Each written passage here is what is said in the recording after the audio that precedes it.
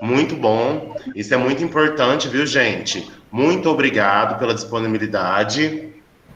Muito obrigado ao professor Murilo. Muito obrigado mesmo, Lucimar, as professoras de Bom Jesus, Maiara, Regislan, muito obrigado. Regislan?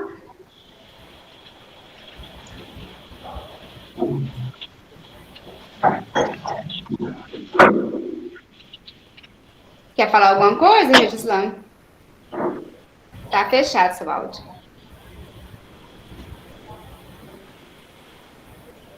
Eu quero agradecer a todos pela presença e desejar boas-vindas ao professor Murilo, que a gente vai prestar bastante atenção, né, ao que ele está falando. E a gente, é isso mesmo, é só, né, agradecer e muita atenção aí. Essa data é uma data importante, né, e que às vezes, muitas vezes passa despercebido, as pessoas não sabem nem o significado. Fala que é feriado, mas qual é a importância para nós? Que importância que tem para nós brasileiros? O que isso pesa, o que impacta na nossa vida?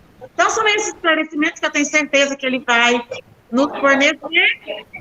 E seja bem-vindo e agradecer a todos. Lidiane?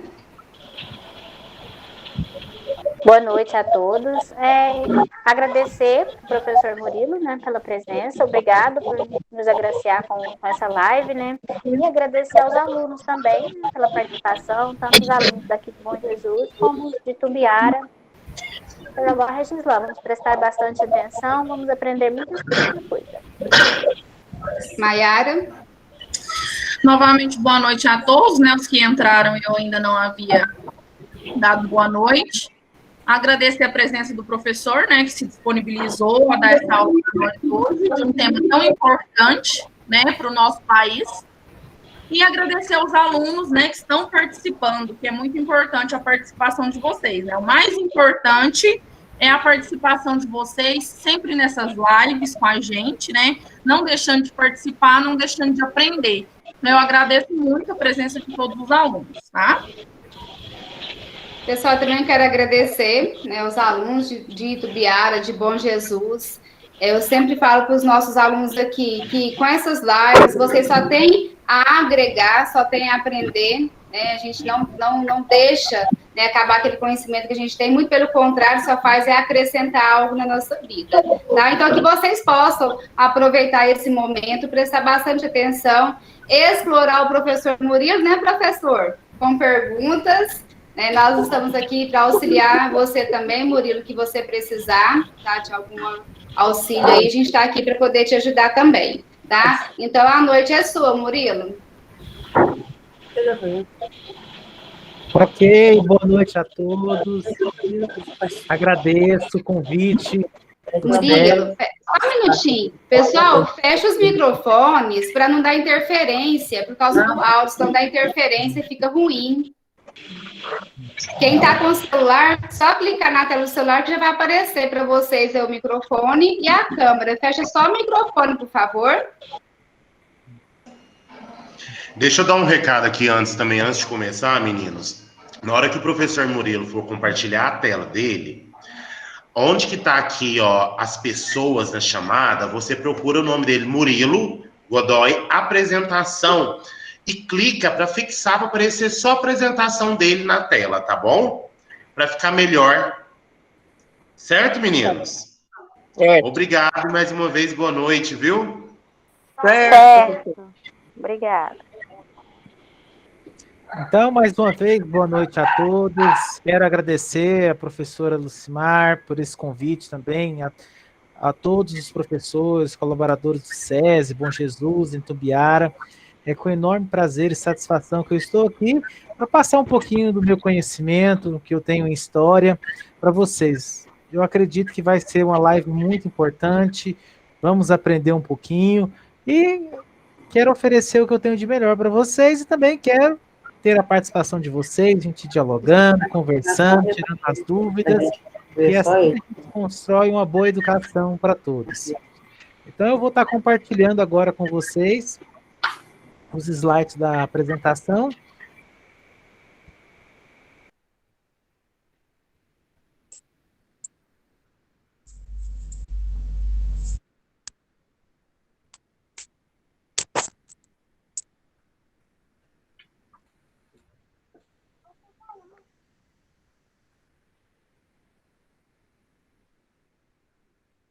Ô, Murilo, alguém desativou o som do seu microfone aí.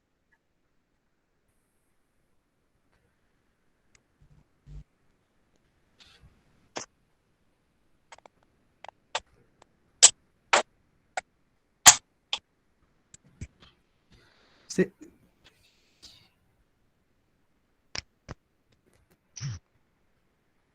Vocês estão conseguindo me ouvir agora? Será que voltou? Voltou. Voltou? Voltou, professor. Estão conseguindo visualizar os slides? Eu tô vendo a tela. Sim, eu tinha que visualizar. Ah, ótimo. Então vamos falar um pouquinho sobre a industrialização brasileira e vamos também dar uma pausa também dentro desse conteúdo a respeito da nossa proclamação da República, que ocorreu no dia 15 de novembro de 1889, uma data muito importante que representa para nós um marco, né? Oficialmente nós deixamos ali de ser império, né? O Império Brasileiro chegou ao fim e a proclamação da República veio. Sabemos que veio de forma tardia, mas é um acontecimento que vai marcar e um grande divisor de águas em nossa história. Então, como a professora Lucimar já havia me apresentado, né, sou professor de História, tenho uma formação em História, em Pedagogia, tenho especialização no ensino de História e Geografia, e sou mestre em História. E atualmente sou professor na educação básica, tanto no Estado de Goiás, na SEDUC, quanto aqui na Prefeitura Municipal de Bom Jesus, na Secretaria de Educação e Cultura, a SEMEC. Então, como que começou o nosso processo de industrialização? O nosso processo de industrialização, ele é considerado tardio, quando nós comparamos a industrialização dos países capitalistas centrais, principalmente os países da Europa. Sabemos que o país pioneiro no processo de industrialização foi a Inglaterra, né, que teve a sua revolução. Então, somente no século XX, né, quase 200 anos depois que a Europa já se industrializou, a industrialização havia se espalhado por todo o globo, que o Brasil começou o seu processo. Então, foi somente na terceira fase da industrialização do Brasil que o governo e a classe burguesa fizeram maciços investimentos no setor, adquirindo maquinários, melhorando o setor de transportes, energia. Esse fato vai tornar o nosso país competitivo e apto para receber grandes indústrias e fomentar esse sistema, né? E gerar também empregos, né, que é um dos grandes intuitos do processo de industrialização. Então, atualmente, o nosso país ele encontra-se totalmente industrializado, participando de todos os tipos de indústrias, com economia global forte e caminhando para uma independência tecnológica e econômica. Sabemos que o Brasil tem que avançar muito, mais do que éramos no início do século passado, comparando hoje, o Brasil avançou e muito. Então, o Brasil parte desse grupo, né, de países que realizaram sua industrialização de forma tardia, né, como já foi dito, a partir do século XX, né, bastante atrasado em relação aos outros países e até mesmo os nossos vizinhos aqui da América do Sul. O Brasil, ao se industrializar, o que ocorreu foi somente na década de 1930, a indústria encontrava-se concentrada apenas em uma única região do Brasil, a região sudeste, principalmente ali nos estados de São Paulo e Rio de Janeiro. Então, essa descentralização indo para as demais regiões do nosso país foi apenas a partir da década de 1970. Atualmente, o Brasil é um dos países mais industrializados do mundo, com a economia global forte e intensa participação capitalista global. Desde a década de 1990, é visto como um dos melhores países para se investir e instalar indústrias do mundo. Agora vamos falar um pouquinho sobre a nossa proclamação da República, um tema muito importante e que para vocês acredito que cai nos vestibulares, no Exame Nacional do Ensino Médio, que é o Enem, e acredito que é um tema que muitas das vezes, dentro da nossa sala de aula, a gente consegue trabalhar bem esse conteúdo, mas sabemos que aprofundar esse conteúdo, ele é um conteúdo de suma importância para a gente entender as raízes da nossa República e entender o que nós somos hoje, a partir do dia 15 de novembro de 1889. Então vamos fazer uma reflexão. Qual que era o sistema que o Brasil estava vivendo até o dia 15 de novembro? O Brasil era um império. Quem governava o Brasil nesse período era Dom Pedro II, né, filho de Dom Pedro I, né, que foi filho também de Dom João VI.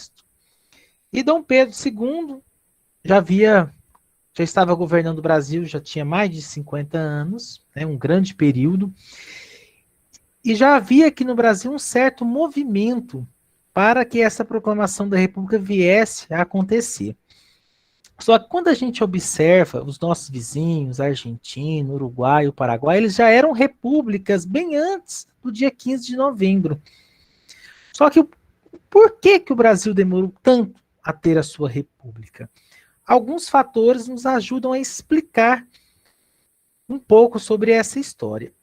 Um dos pontos, Dom Pedro II, ele era visto como um grande governante, um grande estadista. Apesar do Brasil ser um império, ter uma ligação forte com Portugal, o Brasil era considerado um grande país, uma grande nação. E Dom Pedro era bem visto no exterior. Só que aqui, na nossa sociedade, havia esse grande anseio. Precisamos ter uma república. E o que vai provocar essa queda desse regime, né, dessa monarquia que já estava no Brasil, já havia muito tempo, já havia alguns séculos. Dom Pedro II, apesar de ser considerado um grande estadista, um grande governante, ele vai acabar tendo alguns atritos com setores importantes dentro aqui do Brasil.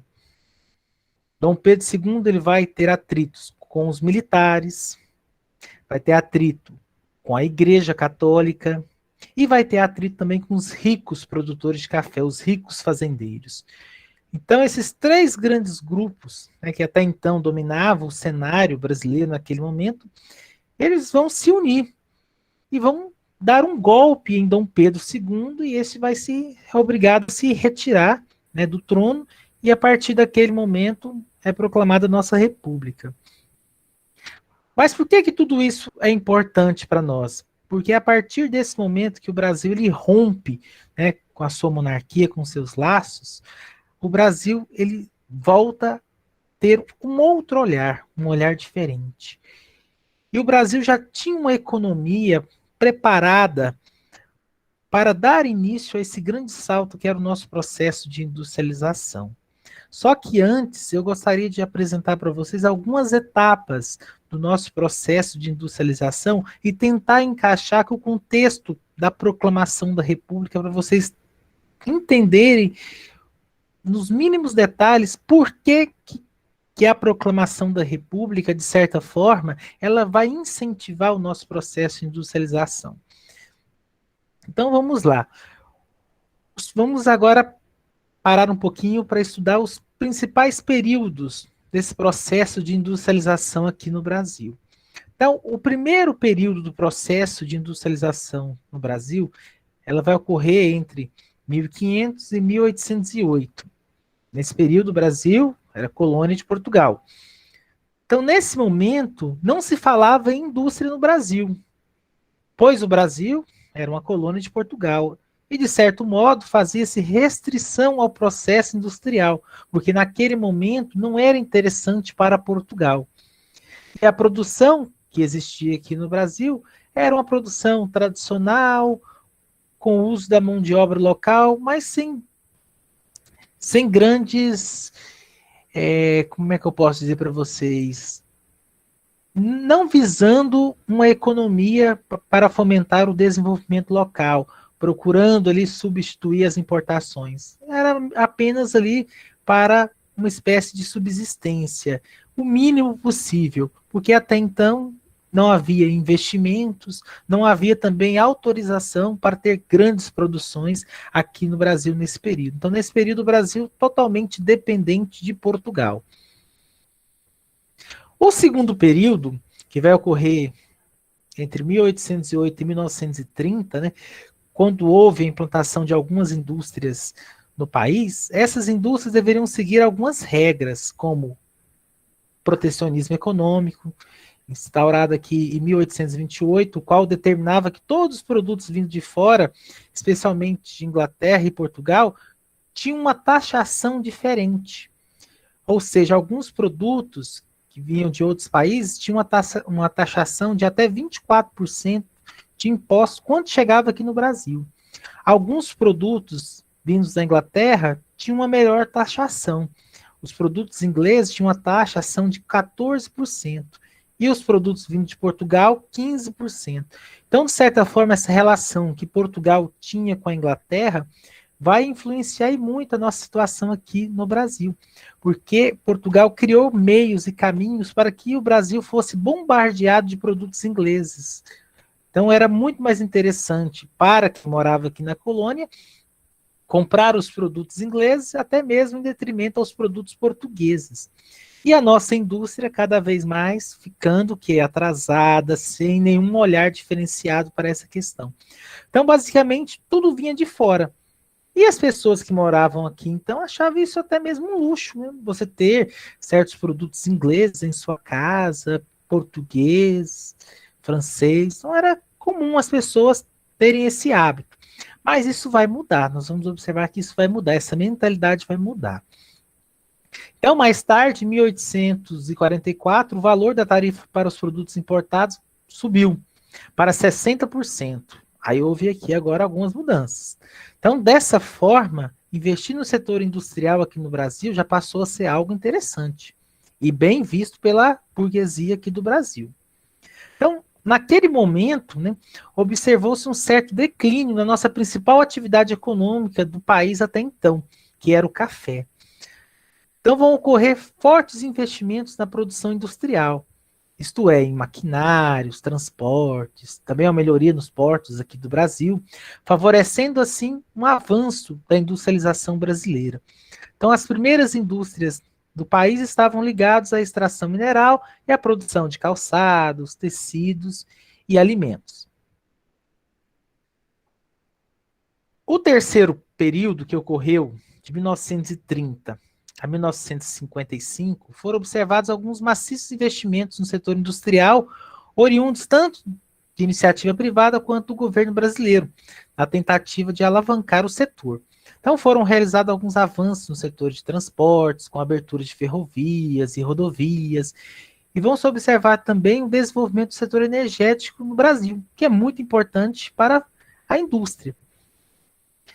E também foi instalado também a Companhia Siderúrgica Nacional entre 1942 e 1947 e contribuiu para essa oferta de matéria-prima para fomentar a indústria aqui no país. Então, em 1953 foi criada a nossa Petrobras, a maior empresa estatal do setor energético e petroleiro do Brasil. Então, o Brasil, nesse momento, viu-se preparado para o amplo desenvolvimento industrial e para os maciços investimentos no setor. Então, diversas políticas públicas foram criadas para promover esse desenvolvimento econômico nacional rumo a uma industrialização completa e eficiente. Agora, voltando para o nosso 15 de novembro. Então, vamos recapitular. Então, até então, o Brasil já estava voltando seus olhares para essa questão da indústria, porque o Brasil dependia de certos produtos vindo de fora. Só para vocês terem uma ideia, até mesmo uma caixinha de fósforo vinha de fora, era importado. Então, o Brasil precisava ter uma indústria, tanto para deixar de ser dependente de outras economias e também para fomentar o nosso mercado interno. Esses produtos poderiam ter um melhor preço sendo fabricados aqui no nosso país e o governo também iria conseguir aumentar as suas receitas através dos impostos. E a parte mais interessante vai ser a questão da abertura de postos de trabalho. Então agora, com o surgimento dessas empresas aqui no Brasil, dessas indústrias, o Brasil vai estar se preparando para dar um grande salto, um salto de crescimento. Mas sabemos que isso tudo requer investimentos, o Brasil precisava de dinheiro. E naquele período o Brasil tinha fundo suficiente para fomentar essa indústria aqui no Brasil, porque a nossa principal atividade aqui era o café. E nessa época, no ano de 1889, o ano da nossa proclamação da República, o café estava no seu auge. Então o Brasil tinha dinheiro suficiente para investir e também abrir o nosso território para que essas empresas viessem a se instalar aqui no Brasil. Então a proclamação da República, ela foi um acontecimento que vai marcar. Porque até então, Dom Pedro II, que era então governante aqui do Brasil, não tinha um preparo ou até mesmo um olhar diferenciado para essa indústria aqui no nosso território.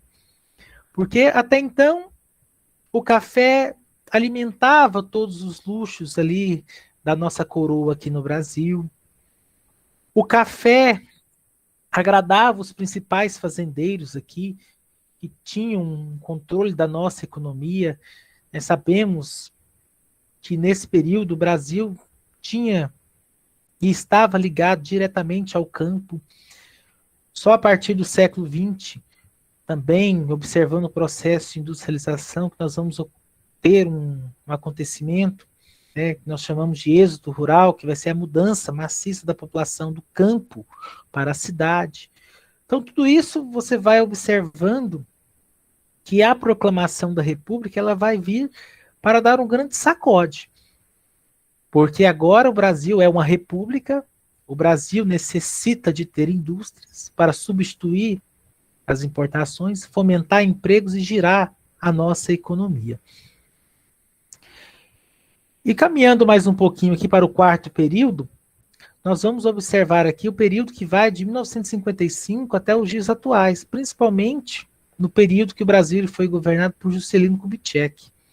Juscelino Kubitschek, famoso por ter transferido a nossa capital, que até então era na cidade do Rio de Janeiro, para a região centro-oeste do Brasil, aqui para o nosso estado de Goiás, construção de Brasília. Então, Juscelino Kubitschek ele já vai ter uma ideia de promover uma intensa abertura econômica do país para as empresas multinacionais. Vai ampliar fortemente a abertura de novas empresas, dos mais variados tipos, incentivando o consumo e o consumismo aqui no Brasil, e a competição, tanto interna quanto externa. Então, o Brasil, a partir daí, pôde conhecer o mercado de consumo externo, integrando-se aos processos de exportação e comércio global. Então, alguns setores industriais não sofreram tantos investimentos, como o da tecnologia de ponta, o que tornou o Brasil dependente dessa tecnologia de outros países. Mas o Brasil vem caminhando até bem para esse olhar diferente para a tecnologia, porque sabemos que é caro, E se o Brasil voltar o seu olhar, que já estava voltando antes, mas continuar caminhando com essa visão, logo, logo vamos agora deixar de ter essa dependência econômica tecnologicamente de outros países. Caminhando agora para a década de 1990, o Brasil vai ter um grande salto de crescimento econômico e industrial, que resultou no nosso aumento do nosso produto interno bruto, nosso PIB. Murilo, então, oi. Tem uma pergunta. Você responde agora ou deixa para o final? Sim, posso responder agora, tranquilo. Eu não estou vendo vocês aqui, porque eu só estou vendo o meu slide aqui, mas eu sei que vocês estão aí. Então tá. O Lourivando Júnior está perguntando. Desde sempre, o Brasil sempre foi um grande produtor de café. Mas de onde veio esses grandes produtores, esses grandes fazendeiros aí, das grandes fazendas de café? Então vamos lá, uma excelente pergunta. Nós sabemos que desde o início do nosso processo de colonização, sempre foi voltado um olhar diferenciado para o campo. O primeiro produto aqui que chamou a atenção dos portugueses logo no início da nossa colonização foi o pau-brasil. Por que o pau-brasil chamou tanta atenção? Porque do pau-brasil poderia extrair um corante natural avermelhado, muito bonito até então, que poderia fomentar a indústria têxtil na Europa. E a madeira do pau-brasil, uma madeira bonita, poderia ser utilizada nos móveis de luxo ali na Europa. E logo em seguida, eles vendo que o pau-brasil tinha né, não era infinito, né, era finito, tentou-se substituir pela cana-de-açúcar. Então, o Brasil voltou-se a olhar para a cana-de-açúcar, principalmente ali da região que vai do sudeste brasileiro até o nordeste. Aí depois vão ter as atividades ligadas à pecuária. Vão vir os gados, vai ter essa produção destinada à exportação. Só que a partir desse momento, vai se verificar também que o Brasil tinha um vasto território a ser explorado. E que a terra, né, a qualidade da terra, e também os recursos que até então que o Brasil tinha aqui, era muito mais interessante abrir para trazer o café. Porque até então, a ideia de produzir café aqui para mandar esse café para a Europa, que na época, principalmente ali no final do século XIX, século XX ali, era a bebida mais apreciada na Europa e com certeza ainda é uma das mais apreciadas ali. E sabemos que a região ali da Europa não é uma região que favorece o cultivo do café. Mas, respondendo de forma específica a sua pergunta, onde que vai surgir esses grandes latifundiários, né, essa grande porção de terras concentrada na mão desse grupo tão pequeno que é o grupo dos fazendeiros, principalmente ali no estado de São Paulo, Paraná, Rio de Janeiro e Minas Gerais. Quando houve o nosso processo de colonização, a primeira tentativa de obter sucesso aqui foi dividindo o nosso território em capitanias hereditárias, que eram grandes faixas de terras. E até então, o Reino de Portugal, ele confiava essas terras aos capitães donatários.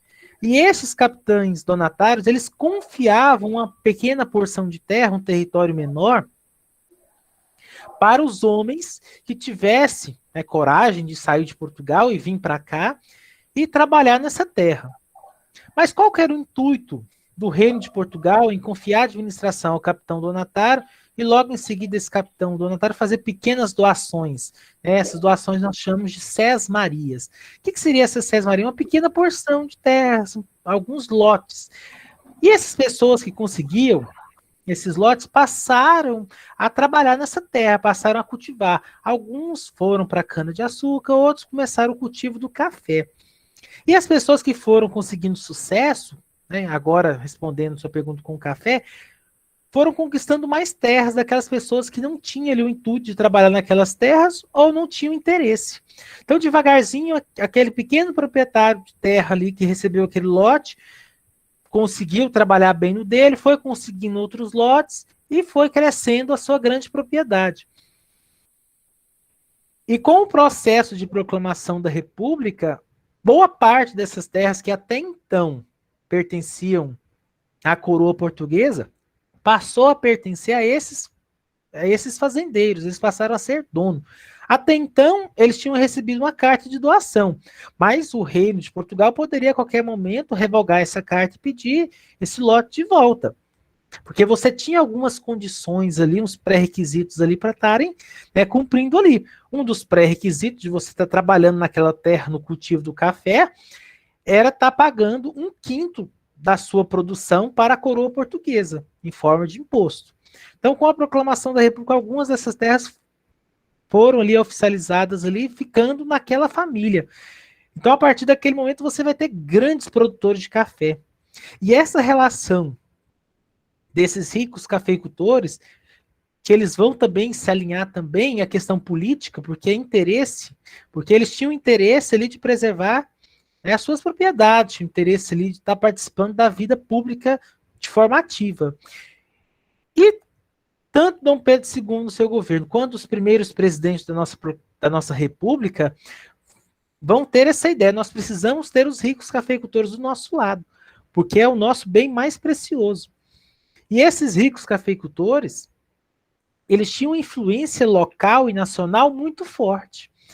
Até então, quando você vai caminhar pelos primeiros anos da nossa república, a nossa república vai se consolidar, logo na virada do século XIX para o século XX, você vai verificar que vai haver um grande rodízio dentro do cargo de presidente da República, tendo uma forte ligação com o campo, com os produtores de café. Vai ser uma espécie de uma gangorra.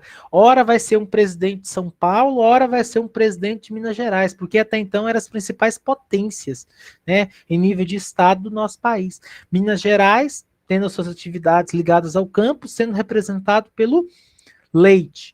E café, e São Paulo sendo representado pelo café. Por isso que nós vamos ter a política chamada café com leite, porque as duas principais atividades, seja a atividade pecuarista, liderada por Minas Gerais, mas sabemos que Minas Gerais também tinha produção de café, e São Paulo, onde que vai se destacar mais o café.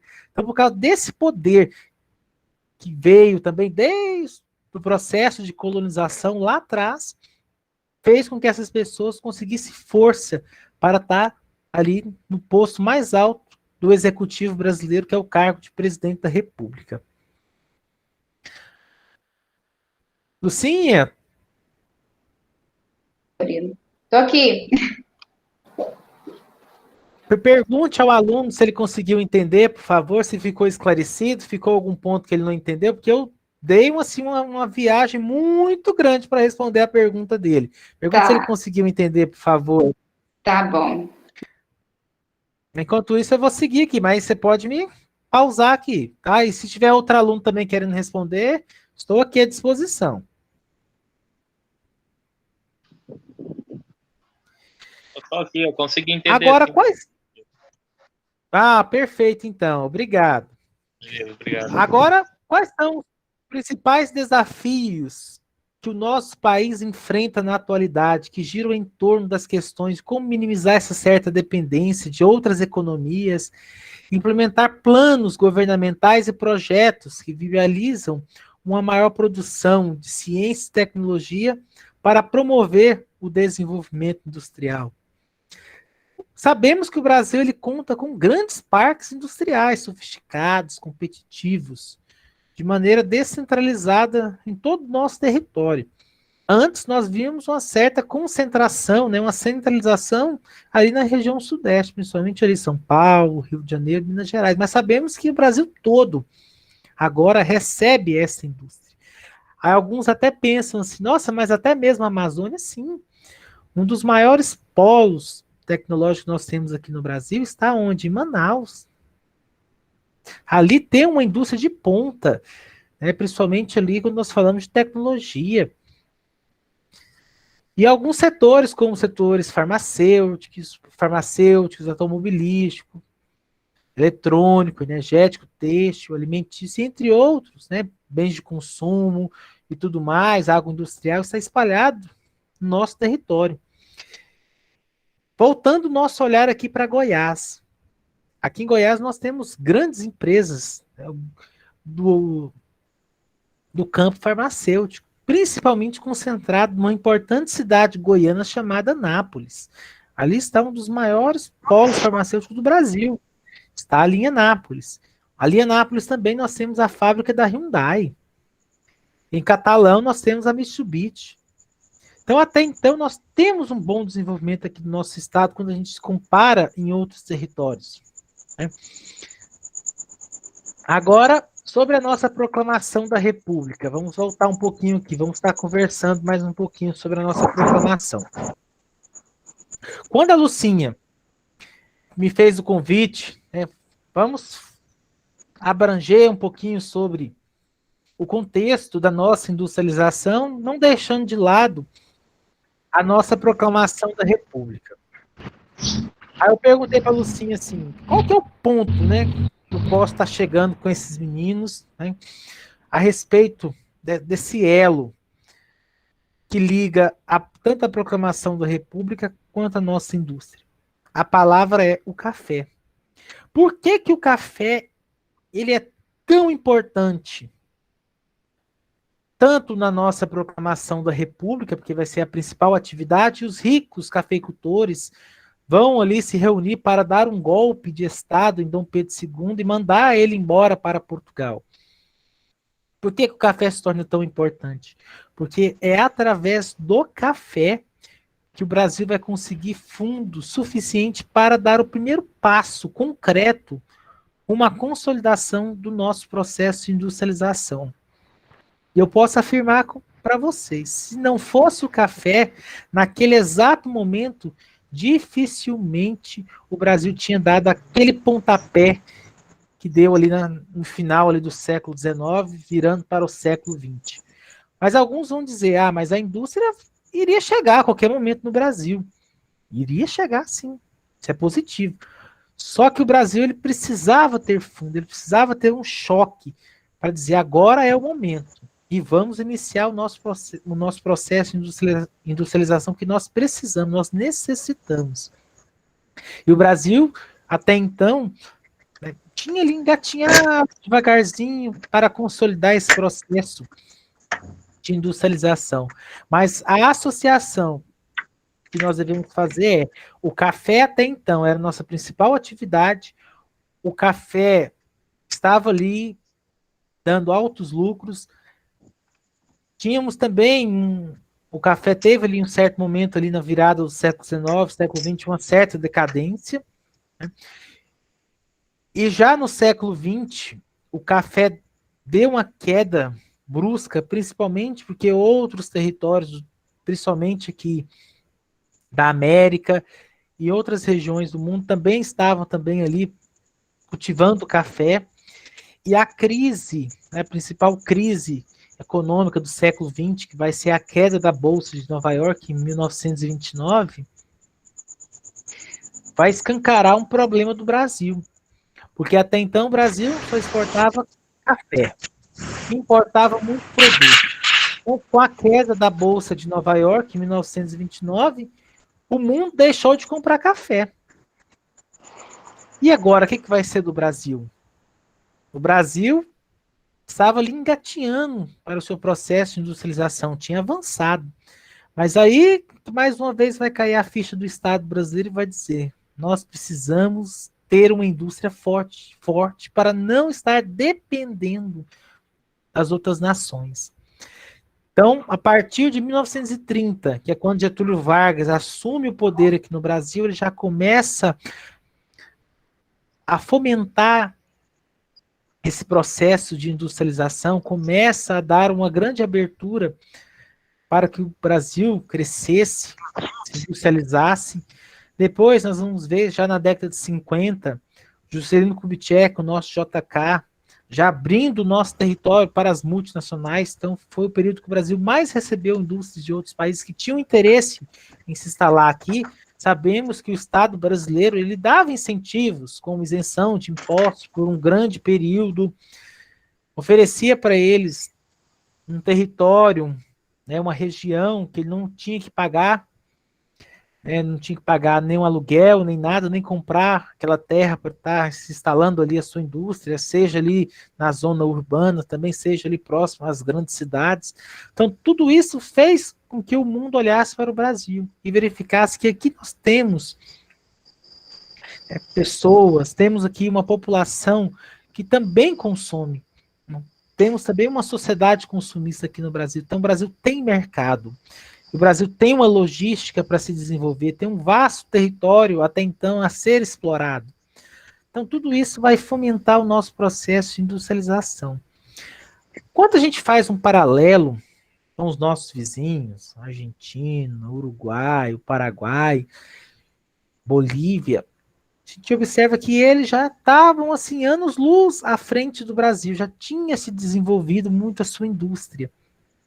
Mas porque os seus governantes tinham bons olhos para o processo de industrialização, não queria se ver livre dos outros países. Só para vocês terem uma ideia dessa relação, dessa indústria, associando com o café e ao Estado brasileiro. Na crise de 1929, com uma das maiores crises, o mundo parou, né, de comprar café aqui do Brasil. E o pacto, né, através da política do café com leite, né, aquela grande gangorra, né, que ora era um presidente de São Paulo, ora era um presidente oriundo de Minas Gerais, que governava o Brasil, o Estado brasileiro se comprometeu a comprar o excedente, sacas de café que não eram comercializadas. E o que o Estado brasileiro fazia com esse café?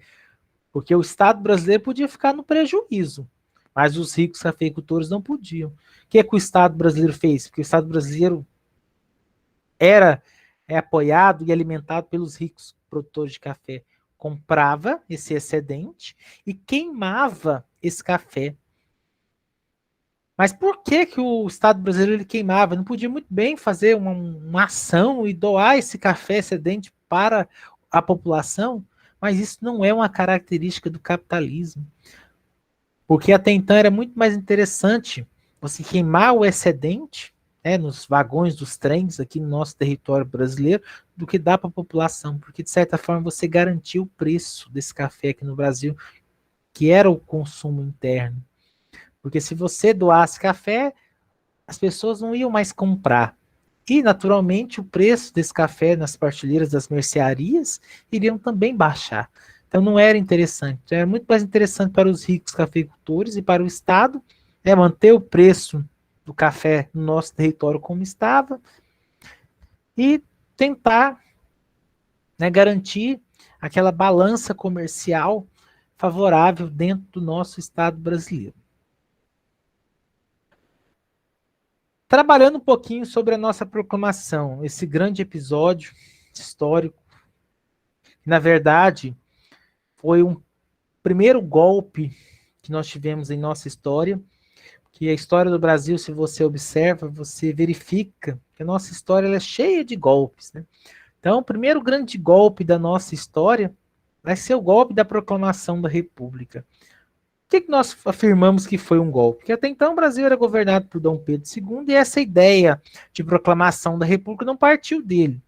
Então, Dom Pedro II tinha sérios atritos com setores importantes da nossa nação, como a Igreja Católica, com os ricos produtores de café, os ricos fazendeiros, e também com os militares. Então, esses vão se reunir e vão arquitetar um plano para derrubar Dom Pedro II do poder.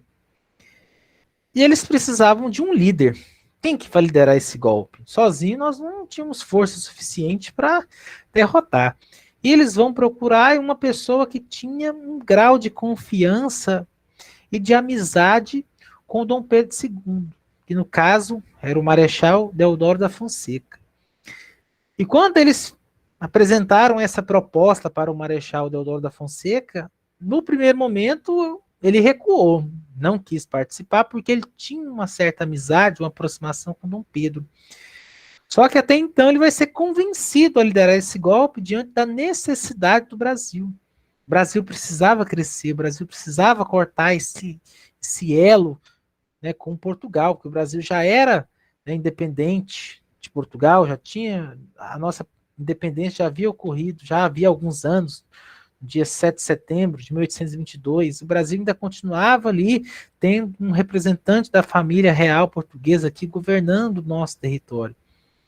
Aí o Marechal Deodoro da Fonseca chama a sua tropa e naquela madrugada do dia 15 de novembro cerca o palácio que Dom Pedro II junto com sua família repousava e lhe apresenta que a partir daquele momento estava proclamada nossa república e que ele e a sua família deveriam deixar o nosso território e ir embora para Portugal. E esse plano, ele foi tão bem planejado, assim, nos mínimos detalhes, que eles vão dizer para Dom Pedro II e a sua família, vocês têm menos de 1 hora para organizar as roupas de vocês, os pertences pessoais, que antes do dia amanhecer, vocês já vão estar no navio rumo a Portugal, rumo a Lisboa. Mas por que os líderes desse golpe, da nossa proclamação da República, eles tinham essa ideia? Porque eles sabiam que Dom Pedro tinha uma grande popularidade, tinha uma aclamação. O povo amava Dom Pedro II. Então eles viam que se caso a população soubesse daquela situação, possivelmente teríamos uma grande rebelião aqui no Brasil. O povo ia para a rua, o povo não ia deixar que Dom Pedro deixasse, porque até então o Brasil era bem governado. Nós sabemos que em alguns pontos o Brasil avançou, cresceu, mas em outros pontos o Brasil ficou parado no tempo, sem crescimento. E assim, os líderes desse golpe vão fazer. antes do dia amanhecer, Dom Pedro II, junto com a sua família, já tinham embarcado rumo a Lisboa. E quando o sol raiou naquele dia, a população, boa parte dela, não estava nem sabendo o que estava acontecendo. Estava vendo uma movimentação estranha ali no palácio, no centro do Rio de Janeiro, mas não sabia. Aí devagarzinho a notícia foi sendo espalhada que a partir daquele momento o Brasil não era mais um império. Tinha sido proclamada a república. E quem era o chefe dessa república? Quem seria o nosso primeiro presidente? O escolhido foi o líder do golpe. E tinha uma boa aceitação no exército. Os ricos cafeicultores confiavam no trabalho de Deodoro da Fonseca. E o Congresso, até então, acaba apoiando o nome do Marechal Deodoro da Fonseca, e ele é aclamado presidente da República, tendo como vice um outro marechal chamado Floriano Peixoto. E juntos eles assumem a nossa República e vão governar o Brasil entre os anos de 1889 até 1894.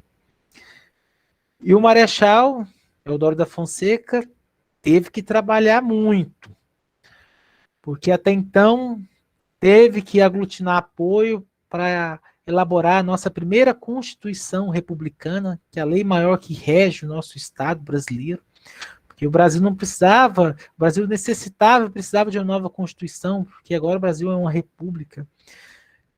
Naquele momento também o Brasil avança politicamente. É nesse momento que oficialmente o Estado brasileiro ele é declarado um Estado laico, tem a separação total da igreja com o Estado, agora cada um cuida dos seus interesses. E já era um desejo da igreja, porque quem controlava a igreja local aqui no Brasil era Dom Pedro II, então Dom Pedro II tinha alguns atritos, né, com o Papa em Roma, devido a essa forte interferência que Dom Pedro tinha, já era um desejo da igreja. Só para vocês terem ideia, nessa época, quem nomeava os padres das paróquias, os bispos para as dioceses, era Dom Pedro II. Sabemos que isso é um papel do bispo de Roma, que é o chefe maior da igreja católica. E os ricos cafeicultores já desejavam, né, ter essa república, né, porque até então eles estavam descontentes com algumas atitudes, né, que Dom Pedro tinha tomado diante de alguns problemas que o Estado brasileiro enfrentava, principalmente um pequeno declínio que o Brasil teve economicamente por causa do café, mas logo em seguida o café alavancou e foi-se embora, mais uma vez, consolidando a nossa economia. E a população brasileira, de certa forma, ficou ali, sem entender aquela situação, né? O Brasil agora é uma república. Há relatos que o interior do Brasil, porque sabemos que a comunicação daquela época era precária, demorou-se até meses para saber que o Brasil não era mais um império, era uma república. A partir daquele momento, houve a divisão dos poderes, né? Consolidou-se a divisão dos poderes em legislativo, executivo e judiciário. O Brasil agora aboliu, né, a bandeira do império, agora o Brasil tem uma bandeira diferente, mantendo-se as mesmas cores, né, que, ao ponto de vista de alguns historiadores, foi um grande erro. O Brasil manteve as mesmas cores, né, tentou-se mudar o significado das cores da nossa bandeira, mas sabemos que, estudando a fundo, não foi bem assim que aconteceu, porque sabemos que as cores da nossa bandeira é uma referência à família real portuguesa, né? Algumas pessoas pensam que é uma referência ao verde da natureza, né, o amarelo do nosso ouro, o azul do nosso céu, mas não é bem assim, né? São referências do brasão da família real portuguesa que governava o nosso estado. E uma diferencinha, né, que eles colocaram um grande lema positivista, né, que vai influenciar o nosso processo de proclamação da República, né, que é o lema ordem e progresso, né. No final tinha o amor, né, mas eles acharam que ficava muito grande, né, mas quiseram manter apenas ordem e progresso, mas tinha também o amor por princípio, né, a ordem vigorar o progresso, a vida e o amor pelo nosso território, pelo nosso país. Aí você tirava um amor que achavam que ficaria muito grande, ficou apenas ordem e progresso. E uma curiosidade, né, que sempre gosto de comentar, agora o Brasil não é um império brasileiro, agora o Brasil oficialmente é uma república. Aí eles ficaram pensando, né, qual que vai ser o nome dessa recém-proclamada república? Qual que vai ser o nome?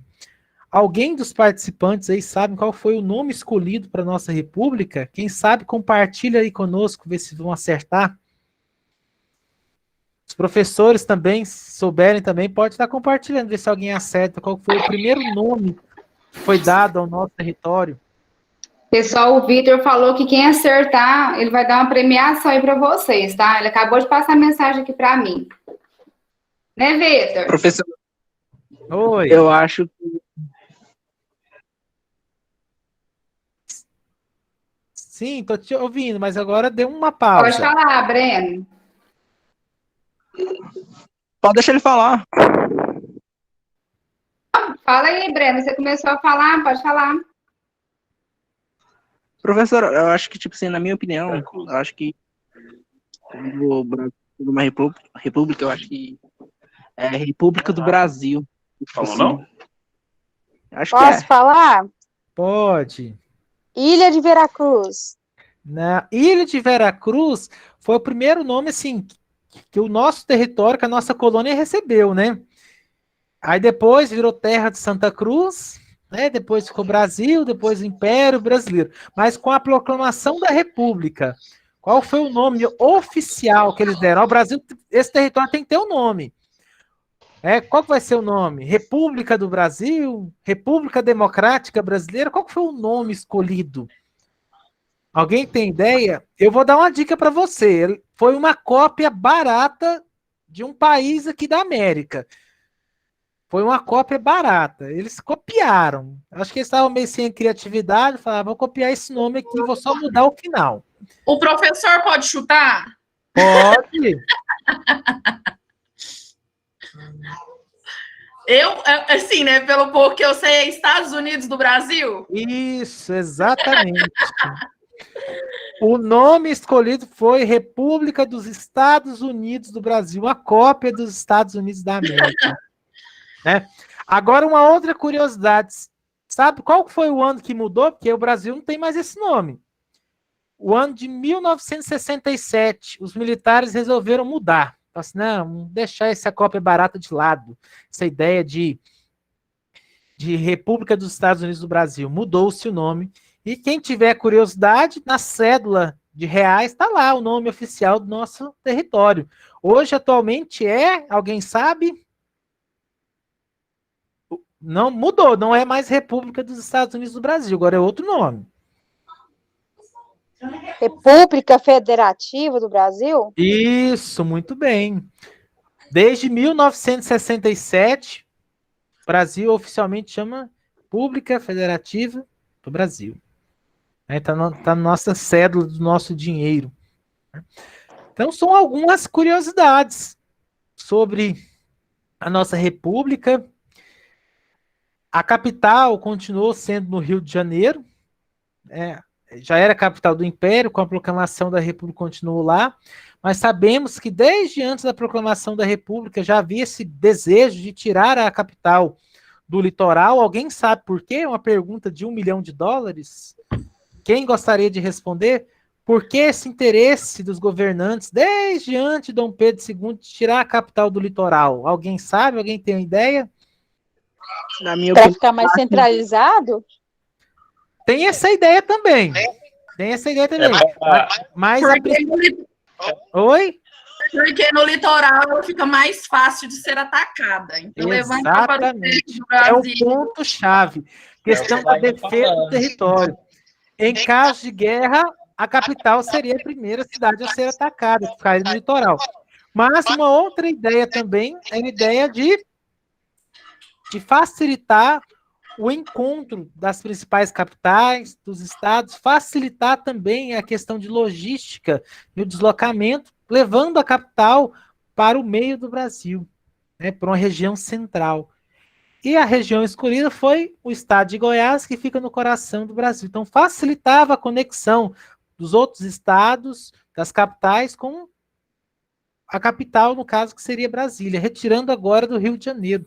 Estava tudo concentrado no Rio, retirando a capital do Rio, passando agora para o interior do Brasil, facilitaria essa integração dos outros estados, das capitais, para o interior do Brasil, na nossa região central.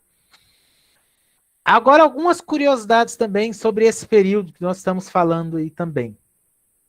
Vocês sabiam que existe um nome de uma capital do Brasil que foi uma homenagem ao segundo presidente do Brasil, da nossa República?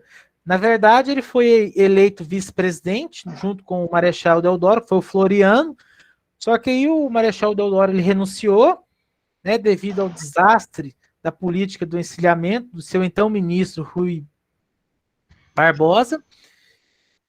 E agora o Marechal Floriano assume e uma certa capital do Brasil mudou-se o nome para homenagear o então presidente do Brasil, que era o Marechal Floriano Peixoto. Qual é o nome da capital? Vamos ver se alguém acerta. Salvador? Não, Salvador não. Salvador foi a primeira capital do Brasil, já tinha esse nome. Na verdade, não era esse nome, eles deram uma resumida.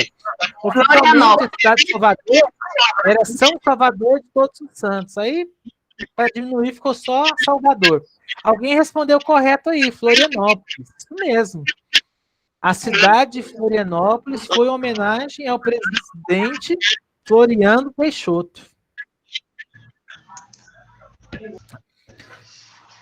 Uma outra curiosidade também, o período anterior a esse período, mas também que envolve também a nossa história. Nós tivemos uma capital que quis homenagear uma imperatriz aqui do Brasil. Alguém sabe o nome dessa cidade? Quis homenagear uma imperatriz, que era esposa do imperador do Brasil. Alguém sabe o nome da capital? Nós temos só 27 capitais, então tá fácil, hein, para vocês lembrarem. Hein? Tocantins? Não, no caso, Tocantins é estado, né? É estado. É a capital Palmas. Palmas, nós tivemos o nome de uma capital do Brasil que foi em homenagem à imperatriz do Brasil. Vou dar uma dica. Ela era esposa de Dom Pedro II. Vitória. Qual é o nome dessa danada, Leopoldina? Leopoldina era esposa de Dom Pedro I. Não foi ela. Foi esposa de Dom Pedro II. Ó, eu vou falar o nome dela. Ela chamava Tereza Cristina. Qual é o nome da capital que homenageou a imperatriz? Hã? Teresina, do Piauí. Teresina, muito bem. Teresina foi uma homenagem a Tereza Cristina, imperatriz do Brasil.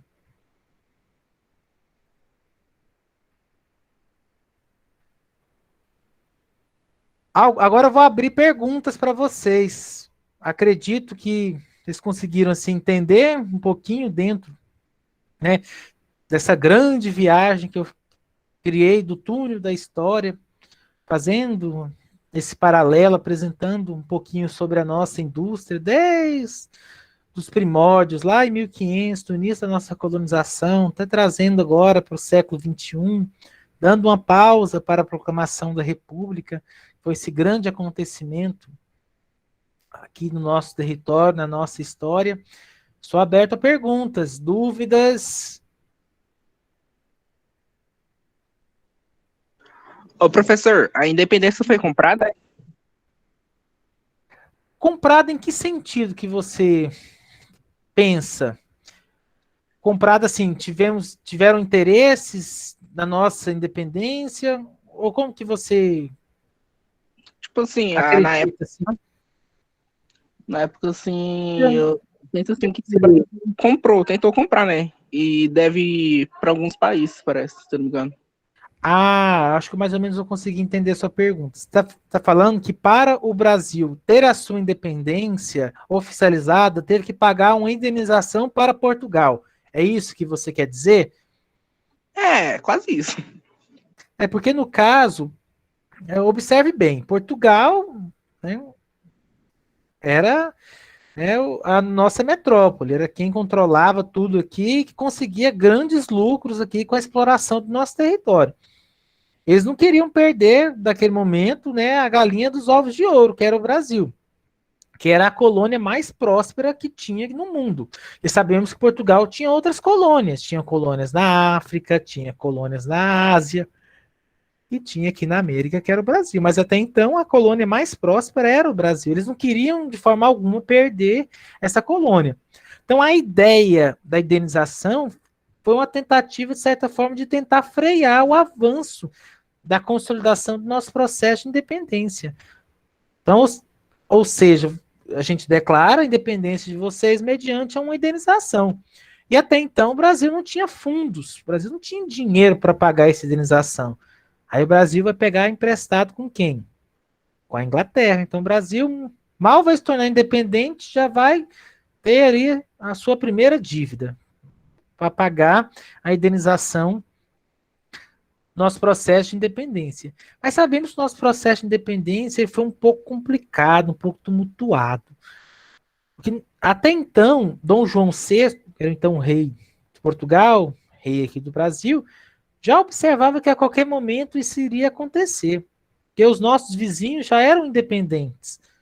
Só o Brasil aqui continuava sendo uma colônia de Portugal. E um detalhe, nesse período a família real estava morando aqui no Brasil, devido à invasão de Napoleão Bonaparte ao território português. Então Napoleão Bonaparte invadiu o território português e obrigou Dom João VI, junto com a sua família, correndo para cá, para a colônia, tentar fugir, né, devido àquela questão do bloqueio continental, dentro ali do contexto do Império Napoleônico após a Revolução Francesa. Então, dentro desse contexto, Dom João VI já observava que isso iria acontecer a qualquer momento, tanto é que quando Dom João VI ele foi convocado e obrigado a retornar para Portugal, após o fim do Império Napoleônico, ele vai deixar seu filho, Dom Pedro I, e vai deixar tudo bem encaminhado, tudo bem organizado, dizendo assim: meu filho, se caso o Brasil, né, se tornar independente, fique aqui, tente organizar e faça o melhor para o povo brasileiro. E você estando aqui, você vai liderar e vai participar ativamente desse processo, e é bem provável que você vai ser o imperador desse estado. E assim vai acontecer.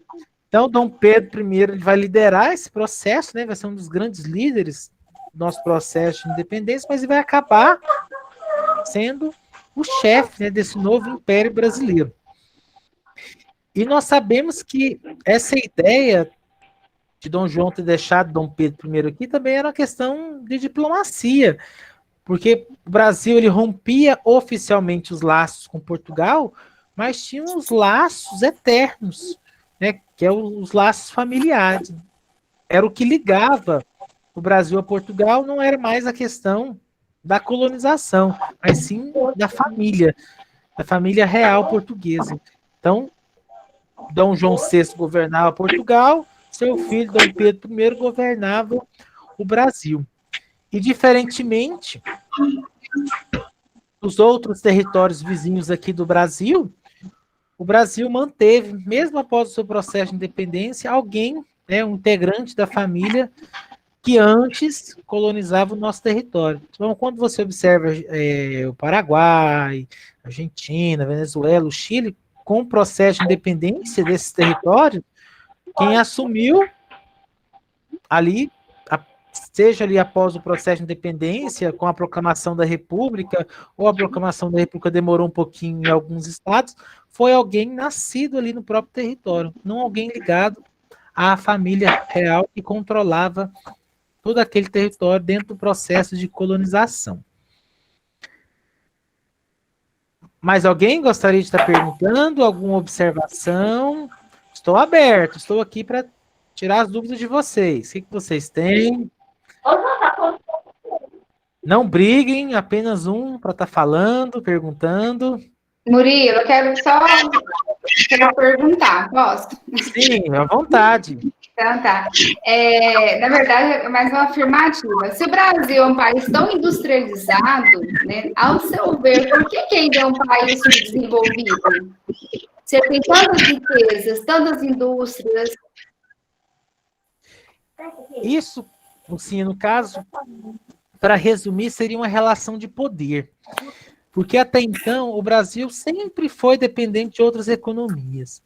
Mas dentro daquela ideia de divisão do globo, né, pós a globalização, de dizer e afirmar que os países do hemisfério norte são desenvolvidos, os países do hemisfério sul são subdesenvolvidos, ainda estão caminhando para se consolidar e chegar em pé de igualdade, junto com os Estados Unidos, com a Inglaterra, com a França e outros territórios, o Brasil precisa caminhar e muito. Mas como que você disse, o Brasil ele tem pessoas qualificadas para estar trabalhando. O Brasil tem alguns investimentos, o Brasil tem abertura para que essas empresas viessem para cá, se instalar aqui, desenvolver aqui, ter aqui uma base tecnológica, uma base científica, mas mesmo assim o que nos impede de se tornar uma potência mundial é essa relação de poder e também a questão dos nossos governantes verem com outros olhos o nosso processo de industrialização.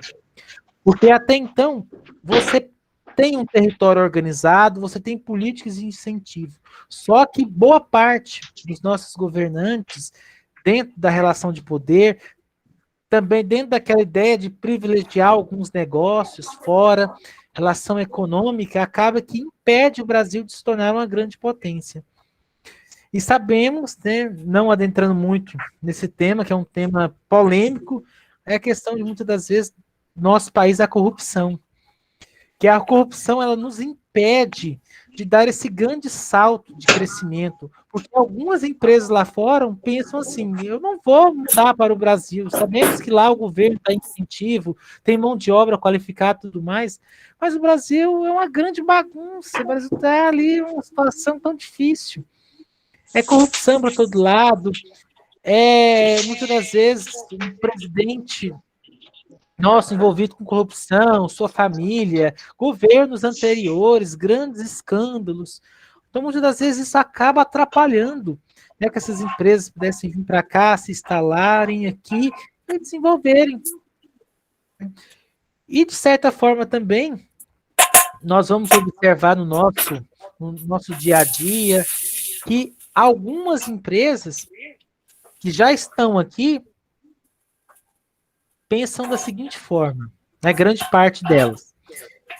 Se continuarmos aqui, do jeito que estamos aqui, nós temos incentivo e tudo mais, mas não seria interessante, devido a algumas políticas de outros países estarem migrando para outros territórios?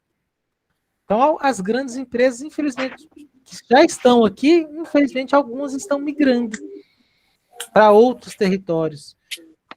Antes acontecia o inverso, migravam para o Brasil, agora elas estão saindo do Brasil. Então, infelizmente, nós temos que repensar, os nossos governantes, repensar essa questão dessa política econômica, tanto na parte de incentivos fiscais, tanto na parte de tentar colocar fim nessa corrupção, colocar a nossa economia nos trilhos, porque tudo isso influencia. A gente pensa assim, nossa, mas um detalhezinho tão pequeno, mas infelizmente interfere na nossa economia. Tanto é que qualquer escândalo que acontece aqui no Brasil, o que acontece com o dólar? Aumenta. Qualquer coisinha, até um acontecimento que nem aconteceu no Brasil, mas interfere politicamente aqui. Só para vocês verem que uma crise que nós brasileiros estamos enfrentando atualmente por causa da pandemia, quando a gente fala de gênero alimentício, é a questão do arroz. Por que o arroz encareceu tanto no nosso país? Quer dizer que a lavoura de arroz no Brasil foi um desastre? Pelo contrário, ela foi um sucesso. Mas devido à nossa política aqui no Brasil, liderada pelo esse atual governo, e a situação da economia internacional é muito mais favorável para eu, que sou produtor rural, produtor de arroz, vender o meu arroz para os Estados Unidos, para a França, para a Ásia, para a África e outros territórios, do que vender aqui para o nosso mercado. Porque devido à pandemia, o preço do dólar foi lá para as alturas. E nós sabemos que a moeda internacional utilizada é o dólar. Então é muito mais interessante para eles venderem para o mercado lá de fora do que para nós aqui. Mas o governo, né, dentro daquela balança de erros e acertos, está tentando aí diminuir os valores, zerando alguns impostos. Até então não caiu tanto o valor do arroz, mas a tendência nos próximos dias, nos próximos meses, o preço deu uma caidinha. Mas temos que deixar bem claro, não está faltando arroz no nosso território. Pelo contrário, o Brasil foi, esse ano, um sucesso, né, nas lavouras, não só de arroz, também de soja, trigo, sorgo e outros. Né? Consegui responder essa pergunta, Lucinha? Sim, senhor. Agora, eu posso deixar uma pergunta para os alunos refletirem, Murilo? Podem, à vontade. Tá bom. Então, assim, sabendo assim, de todo esse processo, né, de industrialização que nós sofremos, né, nós sabemos que o país, né, tem muitas indústrias, né, muito rico em indústrias. Para os alunos, para vocês, né, por que a indústria é tão importante na sua cidade? Por que vocês acham que tem essa importância? Se alguém quiser responder agora, ou quiser responder no chat também, ou responder depois, mas por que vocês acham que a indústria é tão importante, já que a gente está falando desse processo de industrialização? Que gera emprego. Alguém quer falar? Gera renda para o município da cidade. Eu. Gera renda, o que mais? É só gerar renda? Gera... Uhum. E o crescimento também, a evolução também do município, no caso. A evolução do município, o crescimento da economia, né? Vai melhorar o quê? O padrão de vida da população também, porque sem uma economia, né, maior que vai satisfazer, melhora também o padrão de vida, né, das pessoas, né? Tem um desenvolvimento também na economia. Então, na verdade, quando a gente fala com relação à indústria, não é só o gerar emprego. E esse gerar emprego vai favorecer outros campos também, outras áreas também. Diminui a desigualdade social, a desigualdade regional, né, das regiões. Então, tem todo um benefício dessa empresa no nosso município. Aqui, para nós, em Bom Jesus, a gente sabe que nós temos as 3 empresas, né, 3 grandes empresas sucroalcooleiras, né, que é o que vai gerar essa fonte de renda. Não vem para o nosso município, né, esse imposto vai para outros municípios, infelizmente é assim, né? A empresa é dentro do nosso município, mas o imposto não vem para cá, né, Murilo? Exatamente. Não vem, né? E a gente observa, assim, né, que quando eu vim para cá, para Bom Jesus, já tem um tempinho, eu sempre me questionava, né, mas por que nós temos aqui a Goiasa, a Bom Sucesso e a Panorama? Elas ficam nos limites ali, ou seja, nos limites do nosso município, mas não ficam dentro do território de Bom Jesus.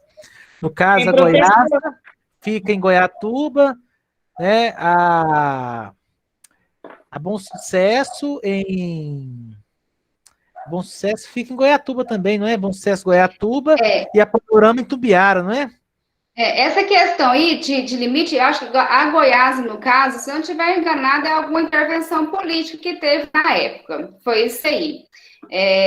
Não sei se foi briga política, não me recordo. Eu sei que o imposto era para vir para nossa cidade, né, de Bom Jesus, e acabou que teve essa intervenção aí e não teve como, né, fazer esse retorno para cá. Infelizmente, né, que seria tão bom, né,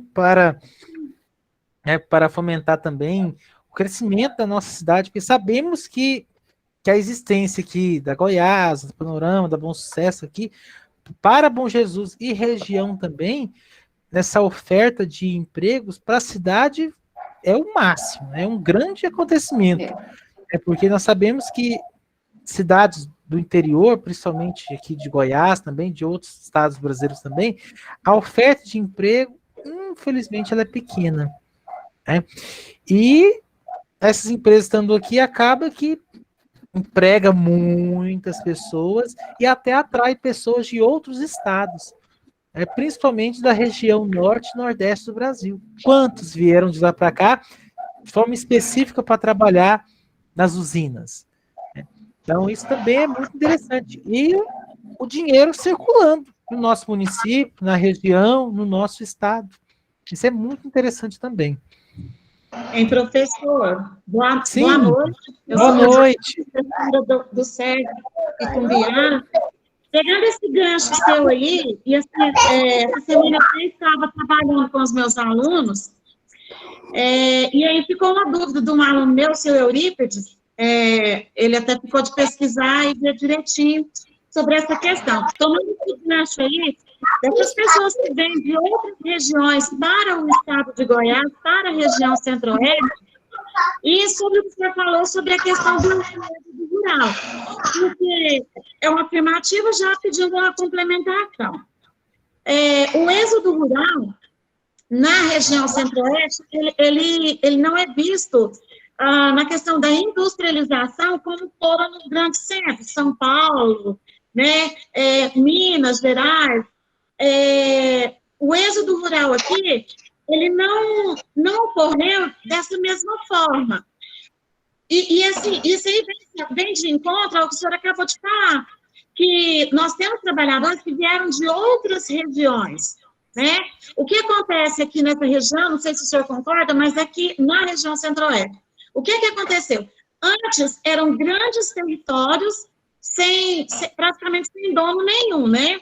E aí, em um determinado momento, as pessoas começaram a tomar posse e ficaram pequenos produtores, agricultores, tomando conta de determinada região. E aí vieram os grandes, quando viram a riqueza das nossas terras, os grandes produtores e começaram a comprar essas pequenos pedaços de terras. E aí, na nossa região, esse êxodo rural, ele se deu mais por esse motivo, né? Não foi tanto pela questão da industrialização, foi pela questão dos grandes produtores que vieram para cá e começaram a tomar posse e comprar essas pequenas terras, não é isso? Isso, exatamente. A sua reflexão ela está correta, é exatamente isso que aconteceu. E isso, de certa forma, para Goiás, isso já era interessante e continua interessante, porque Goiás sempre teve uma certa chamada vocação agrícola. Sempre, quando você observa a história de Goiás, sempre está atrelada a questão desse ponto-chave. Porque Goiás sempre teve os seus olhos voltados para o campo. E só recentemente, a partir da mudança da capital, que então era na cidade de Goiás, passou agora para a região de Campinas, agora Goiânia, que começou devagarzinho as indústrias a virem para Goiás, se instalarem no interior do Brasil, se instalarem também ali na região de Goiânia, Aparecida de Goiânia, Anápolis e outros centros. Então, porque Goiás sempre teve essa vocação. Então, quando você observa o PIB goiano, a maior parcela de contribuição não é a indústria. A indústria está lá, tem um papel lá importante. Mas qual que é? As atividades ligadas ao campo, é o agronegócio. As atividades ligadas à agropecuária. Então, isso é muito interessante também a gente refletir. Só que quando a gente passa e observa, porque isso para Goiás, economicamente, é fantástico, é muito bom. Mas quando a gente observa que o nosso cerrado está acabando por causa do agronegócio, da agropecuária, isso é uma observação que nós temos que fazer. E pensar, né? Até que ponto as atividades ligadas à agropecuária ela é interessante para Goiás? Pelo ponto de vista econômico, sem discussão. Para Goiás, é excelente, gera emprego, gera renda, e com os impostos do reinvestido dentro do nosso estado, temos melhorias em estradas, em grandes cidades, na educação, na saúde, isso é ótimo. Mas quando nós pensamos no meio ambiente, o que está acontecendo com o nosso cerrado? Cada vez mais estamos perdendo território, seja para o gado, seja para as atividades né, ligadas à agricultura. Então, são pontos que a gente precisa observar. Mas o estado de Goiás, diante de outros territórios, é um sucesso. A nossa agropecuária, a nossa agroindústria também, ela está num patamar, assim, excelente. Goiás é destaque, e ano após ano está em destaque nas mídias nacionais. Mas aí fica a pergunta, né? Qual que é pior, a industrialização, igual aconteceu nos grandes centros, ou a produção? É uma boa pergunta, é um bom questionamento. O que para Goiás é interessante? Eu acredito que as duas atividades ali são interessantes para Goiás, mas qual que vai ser mais interessante, né? Aí você pode pensar assim, mas talvez a indústria empregue mais do que o campo. Pensando por esse lado, tudo bem. Mas Goiás também caminhando também para chamar certas indústrias para cá. Nós temos grandes centros, né? Nós temos o maior polo farmacêutico do Brasil, está aqui em Goiás. Nós temos grandes empresas do setor automobilístico aqui em Goiás. Nós temos grandes empresas também ligadas à produção de açúcar e álcool aqui no nosso território. Nós temos também indústrias também alimentícias também que estão aqui no nosso território. Quando a gente olha aqui para o sul do nosso estado, a gente pega Rio Verde, né, como exemplo. Nós temos lá em Rio Verde, nós temos a Sadia em Rio Verde. Se não me falha a memória, acho que é a Sadia mesmo. Que era para ter vindo para Itubiara, né? Esse detalhe eu não sabia, era para ter vindo para Itubiara? Inicialmente era, e depois, questão política. Que infelizmente, de certa forma, atrapalha, né? E algumas empresas também que nós temos aqui em Goiás também, né? O Arroz Cristal também está aqui no nosso estado. Tem outras empresas também ligadas, né, a produtos de limpeza também. Nós temos aqui no estado de Goiás um destaque para elas. Então, Goiás tem muitas indústrias, Goiás vem crescendo. Aí o ponto-chave, né? Por que Goiás chama a atenção? Por que o estado de Goiás ele vem recebendo algumas empresas? Eu sei que o incentivo, né, de impostos, doação de territórios, lotes, parece que essa indústria viesse estar lá aqui, é um ponto positivo, que as empresas olham com bons olhos.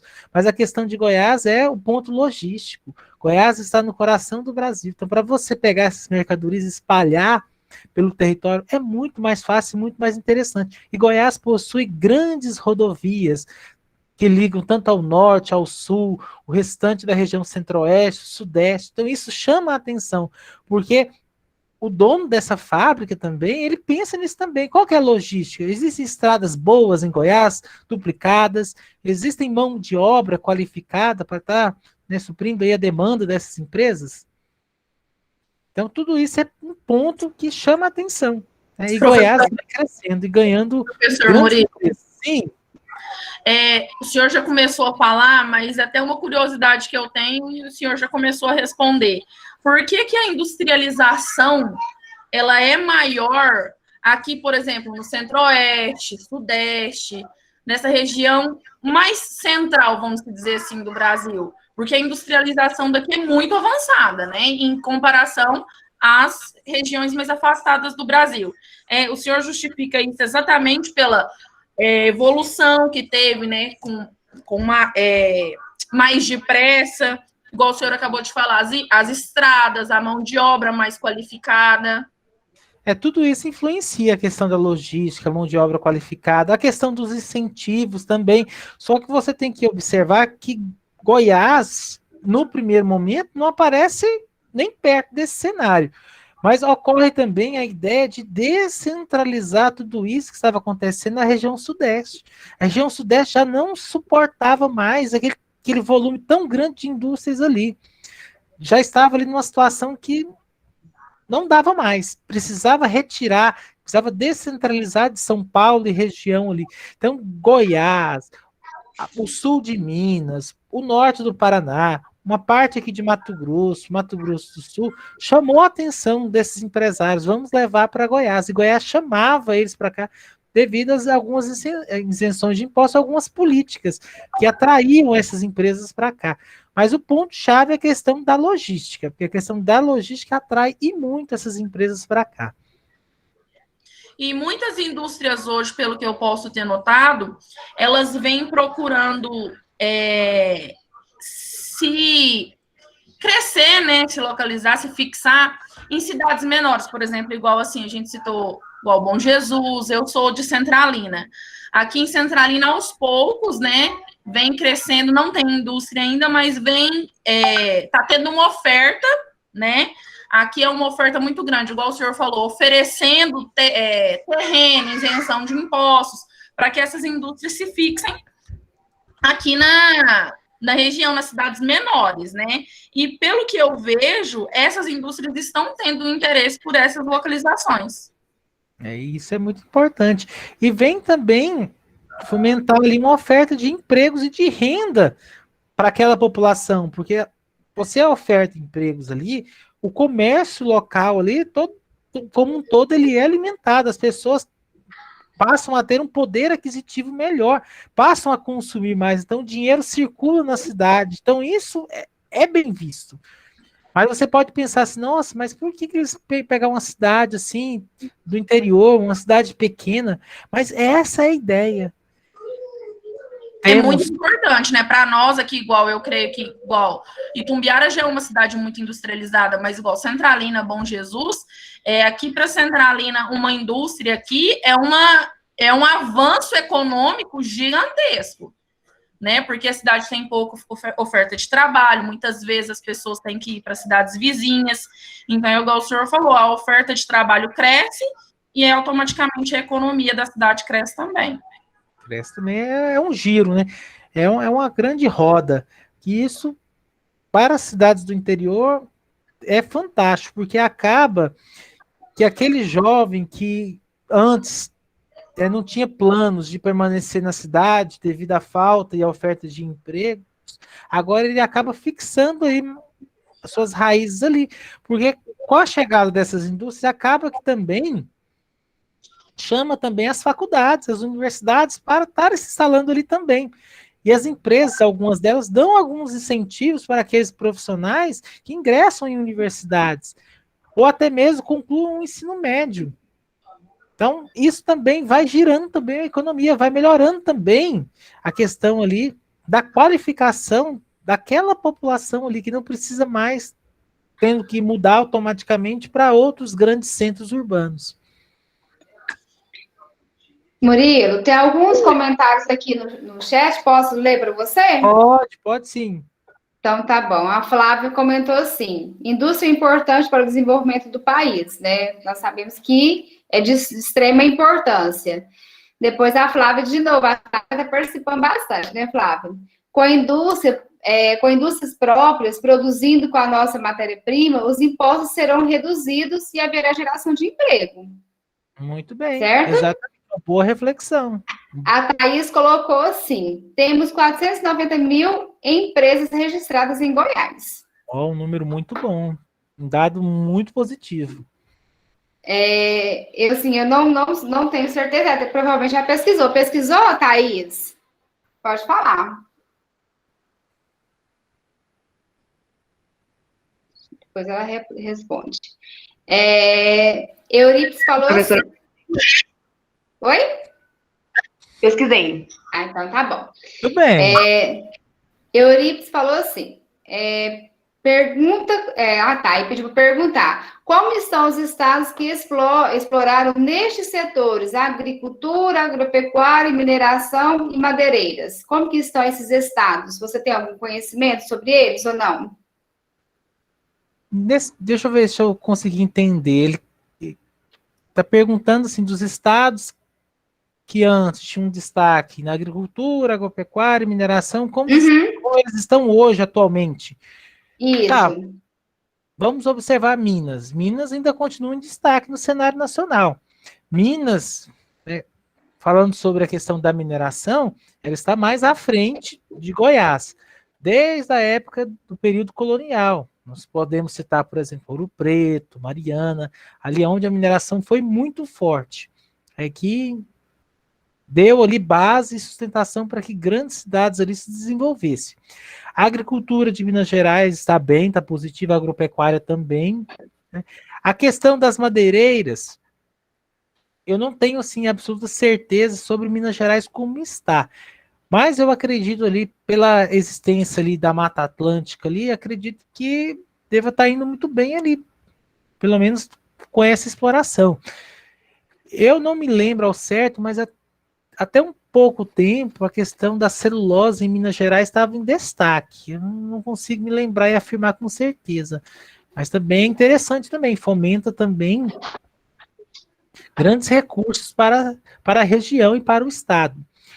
O Tocantins, pegando aqui os nossos vizinhos aqui, o Tocantins, que até alguns anos atrás era Goiás, as atividades ligadas ao campo também têm destaque também. A agricultura é muito forte ali, a agropecuária, a mineração nem tanto, né?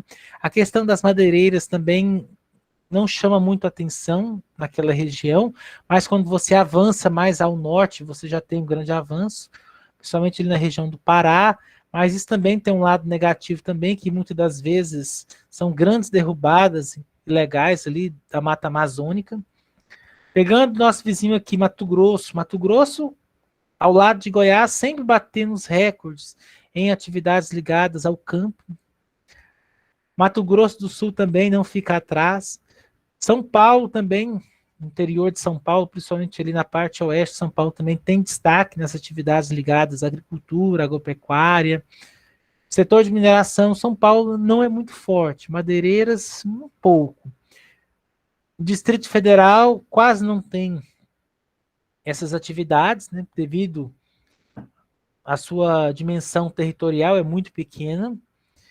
A Bahia também, a parte da agricultura em algumas regiões, posso afirmar que tem sucesso.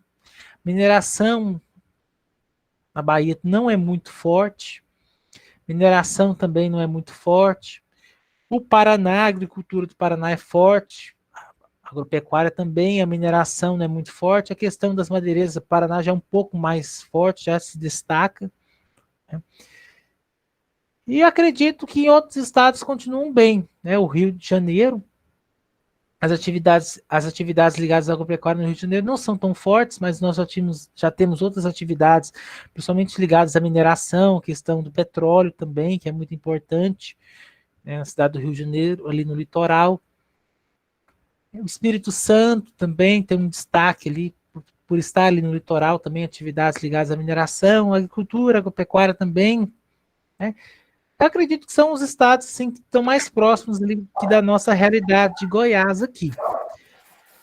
O norte, falando agora das regiões, o norte em relação à agropecuária é um pouco mais fraco, né, devido à questão de logística, a questão também da preservação da Mata Atlântica, não é muito forte. Agora a questão da indústria se destaca Manaus, né? Nós temos ali o polo da Amazônia ali, instalado ali na cidade de Manaus ali. Na questão do Nordeste, em algumas regiões a agricultura ganha destaque, mas devido ali a algumas regiões ali dentro do Nordeste ali estarem na região ali semiárida, infelizmente isso não favorece o desenvolvimento da agricultura, nem da pecuária, a mineração ali não é muito forte. E o Sul nós temos alguns destaques nas atividades ligadas à agricultura, agropecuária, mineração no Sul não é muito forte, né? Aí perguntou aqui embaixo aqui, deixa eu ver aqui. Eu acredito que seja Goiás, continua liderando a agricultura ou a indústria. Eu acredito que é assim, essa relação. Que não, a indústria Não, Goiás chama atenção na indústria. Goiás vem chamando atenção, grandes empresas estão vindo para cá, está desenvolvendo e muito. Temos uma grande atração, temos grandes polos, né, distritos agroindustriais aqui. É só da gente comentar um pouquinho aqui, próximo da nossa região aqui. Nós temos Nubiara, que é uma referência, nós temos Morrinhos também, que é uma referência aqui na nossa região sul, nós temos Catalão, que é uma referência também nessa agroindústria. Partindo aqui para a região do antigo sudoeste goiano, nós temos Rio Verde, Jataí, Mineiros. Indo para a região central, nós temos Aparecida, Goiânia, Trindade, Anápolis. Então, Goiás está indo bem. E o restante das atividades ligadas ao campo, né? Goiás, nossa região aqui, grande produtora de cana-de-açúcar, milho não fica atrás, soja também não fica atrás aqui na nossa região sul, aqui o antigo sudoeste goiano. Então, Goiás sobressaindo, sempre batendo recordes mais recordes. Então, Goiás sempre um grande produtor, sempre chamando atenção no nível nacional. Aí teve uma colocação aqui do aluno Weldner, que ele falou assim, deixa eu pegar aqui. Se você tem uma boa logística, né, e baixo custos, a empresa sobressai, né? Se tem uma boa logística, um baixo custo, a empresa vai sobressair, né, nesses ramos. Aí a Flávia também fez um outro comentário. Crescimento industrial é ótimo para a economia, mas os impactos ambientais são desastrosos. A irresponsabilidade dos governantes, a ganância pelo poder e dinheiro, não deixa o equilíbrio acontecer. Note, é uma ótima reflexão, muito bem, parabéns. Infelizmente, né, porque eles não conseguem, assim, fazer uma grande dosagem, né, tentar fazer um equilíbrio, né, ecologicamente correto, né. O que nós, né, que a gente parar um pouquinho para ver a TV, a gente vê que o discurso parece que, como diz, né, a boiada tem que passar ali na Amazônia, tem que destruir tudo em nome desse agronegócio. Só que isso, em nível nacional, em nível mundial, vai causar um grande desequilíbrio na natureza, no nosso globo, porque o grande pulmão do mundo está aqui na nossa Amazônia. Então, se você abre tudo lá, deixa desmatar, deixa o gado pisotear toda aquela terra lá, deixa ali fazer grandes cultivos ali, e aí, o que vai acontecer? Abrindo um gancho, professor, igual vocês citaram o assunto, né, para os meus alunos que estão em ciências da natureza, a gente já está sentindo o efeito disso, né?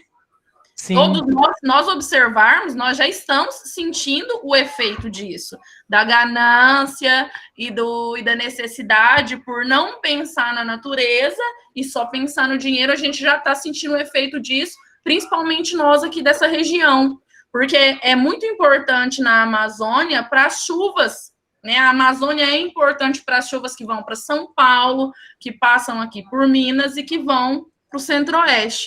E se a gente observar esse ano, praticamente a gente não teve chuva, né? Então, abrindo só um gancho para os alunos aí que fazem ciências da natureza, né?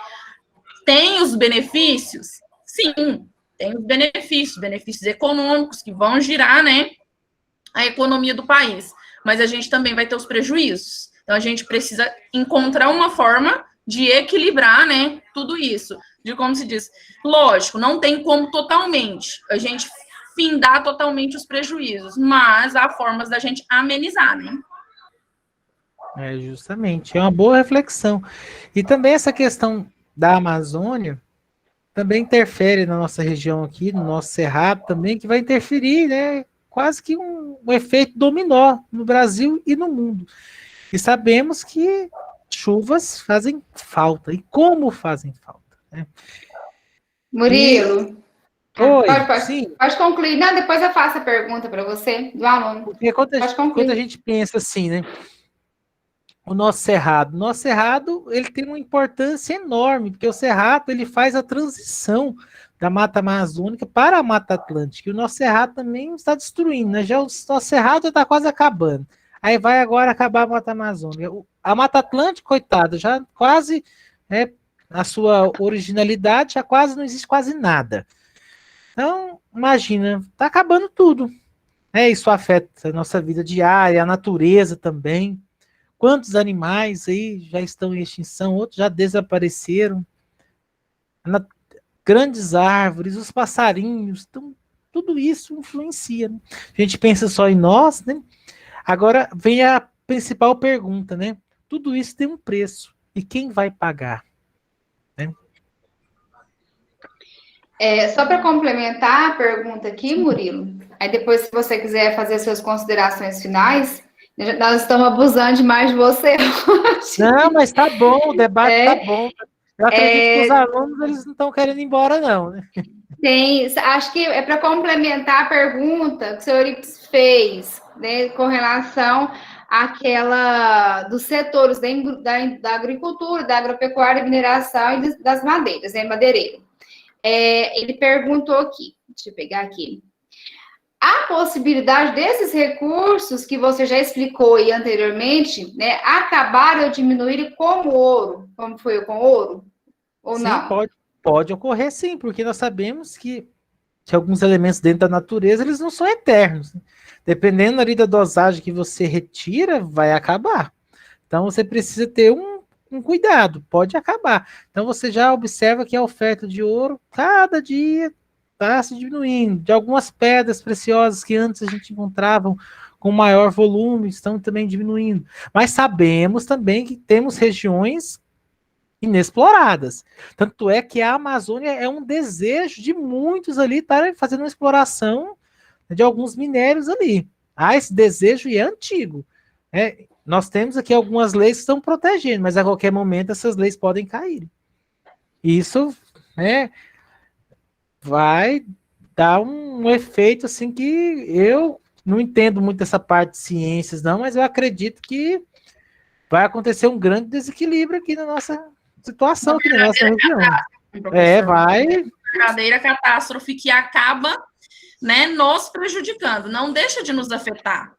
Porque às vezes o ser humano ele fica pensando, não, eu sou superior, né, ali da cadeia alimentar, então isso não vai me afetar. Mas é muito pelo contrário, eu creio que de todos, o que vai sofrer mais somos nós. É justo, infelizmente. Temos mais perguntas, Lucinha? Deixa eu ver aqui. Saiu uma aqui. Só aqui na nossa região, vocês verem a quantidade de nascentes que morreram nos últimos 10 anos, é muito, gente, é muito. E, igual o professor falou aí, se pegar o gancho dos governadores aí, que não estão muito preocupados com isso, eles querem cada vez mais poder, não sei para quê, mas se não tomar uma atitude rápida, esse quadro, ele aumenta muito rápido. A gente pensa que, às vezes, daqui 50 anos, mas não é bem assim, não, é bem mais rápido que isso. Em 10 anos, se vocês verem a quantidade de nascentes que morreram aqui na nossa região, só na nossa região, é muita coisa. Isso faz uma diferença muito grande. Então, os governadores, e a gente também, como população, principalmente agora, na hora de votar aí, tem que prestar bastante atenção no que a gente está fazendo, para ver quem é que vai lutar por isso. Né? Não é só para ver questões de salário dentro das cidades, não, gente. É algo mais. Tem que lutar por algo bem maior que isso. Verdade. O Murilo, deixa eu só falar alguns comentários que os alunos estão colocando aqui. A Ana Paula colocou, né, que está sendo um ótimo debate. A Flávia falou, né, nossos recursos, ótimo debate, estou amando aprender com os professores. Tá? Aí a Ana Paula complementou, na verdade, ótimo debate. Que pena que está acabando. Que bom que vocês estão gostando, né? Vamos estender até meia-noite. Aí o professor Vitor veio, né, para complementar. Né? Que bom, Flávio, vai acontecer outros envolvendo outras áreas de conhecimento também, né? Aguardem, pessoal. Tem alguns que gostam dessas lives, tem outros que não gostam, né? Mas assim, igual eu falei, só tem a agregar, né, Murilo? Que bom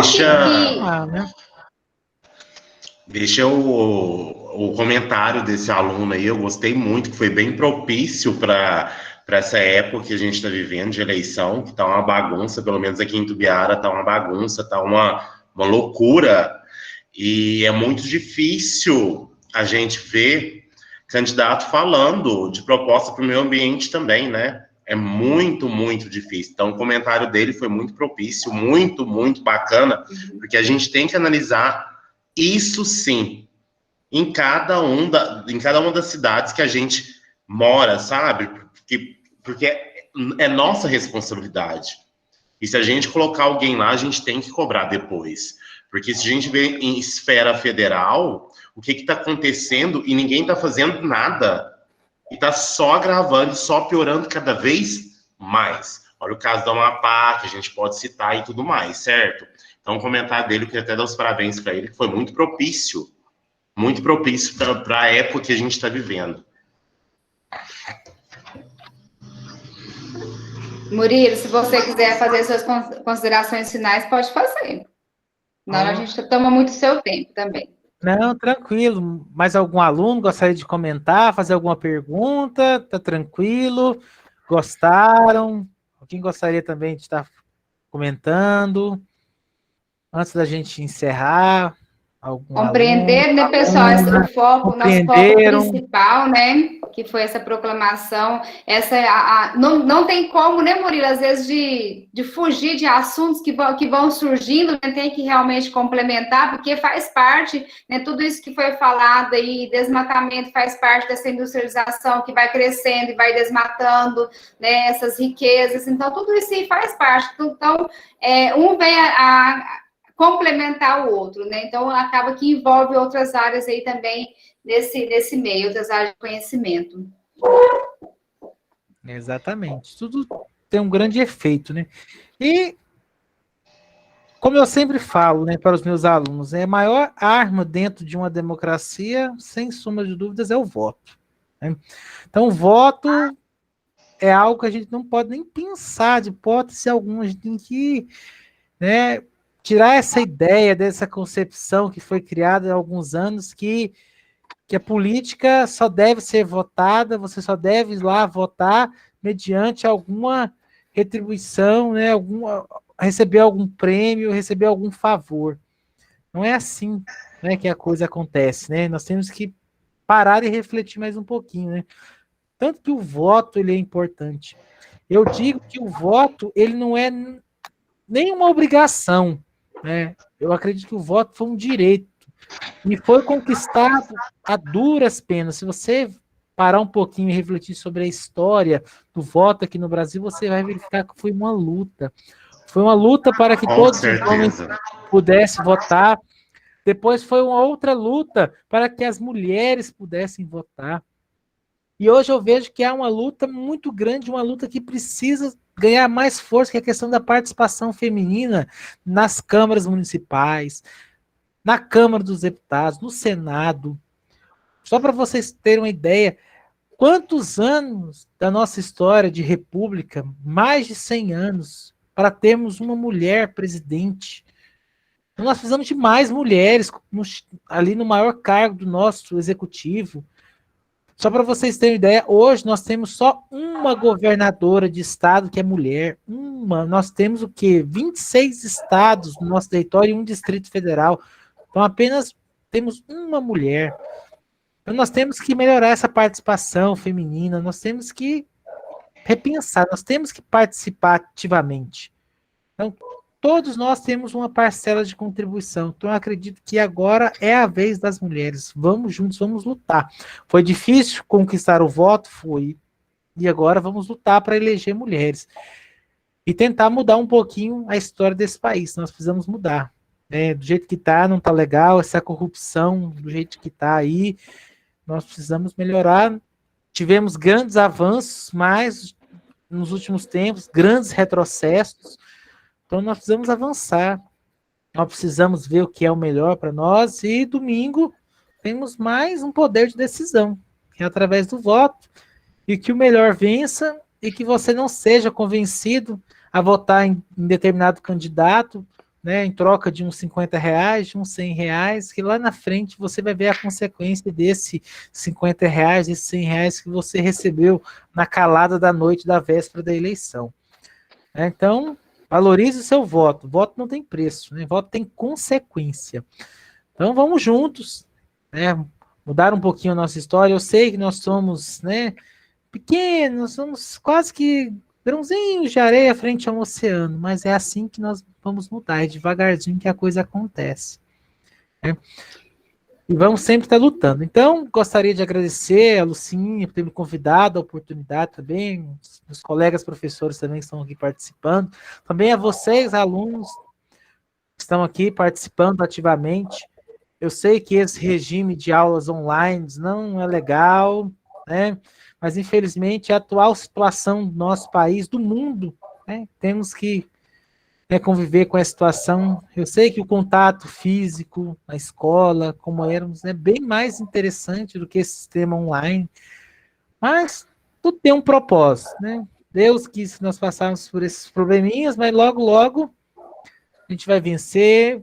Quem sabe vamos ter uma vacina aí e vamos, com fé em Deus, retomar as nossas atividades presenciais, retomar a nossa economia, porque a nossa economia, né, por causa dessa pandemia tão difícil. O nosso poder de compra só tem diminuído. A gente vai no supermercado, que antes você fazia uma feira interessante, né, com R$300, ou nem com R$800 você consegue comprar uma boa feira para pensar assim, dá para passar um mês. Então, assim, vamos vencer. E, mais uma vez, muito obrigado. Espero ter contribuído um pouquinho com vocês. Né? E precisando de mim, estou aqui à disposição. Então, desejo a todos uma boa noite. Estamos juntos aí. Murilo. Estamos juntos. Sim, Lucinha.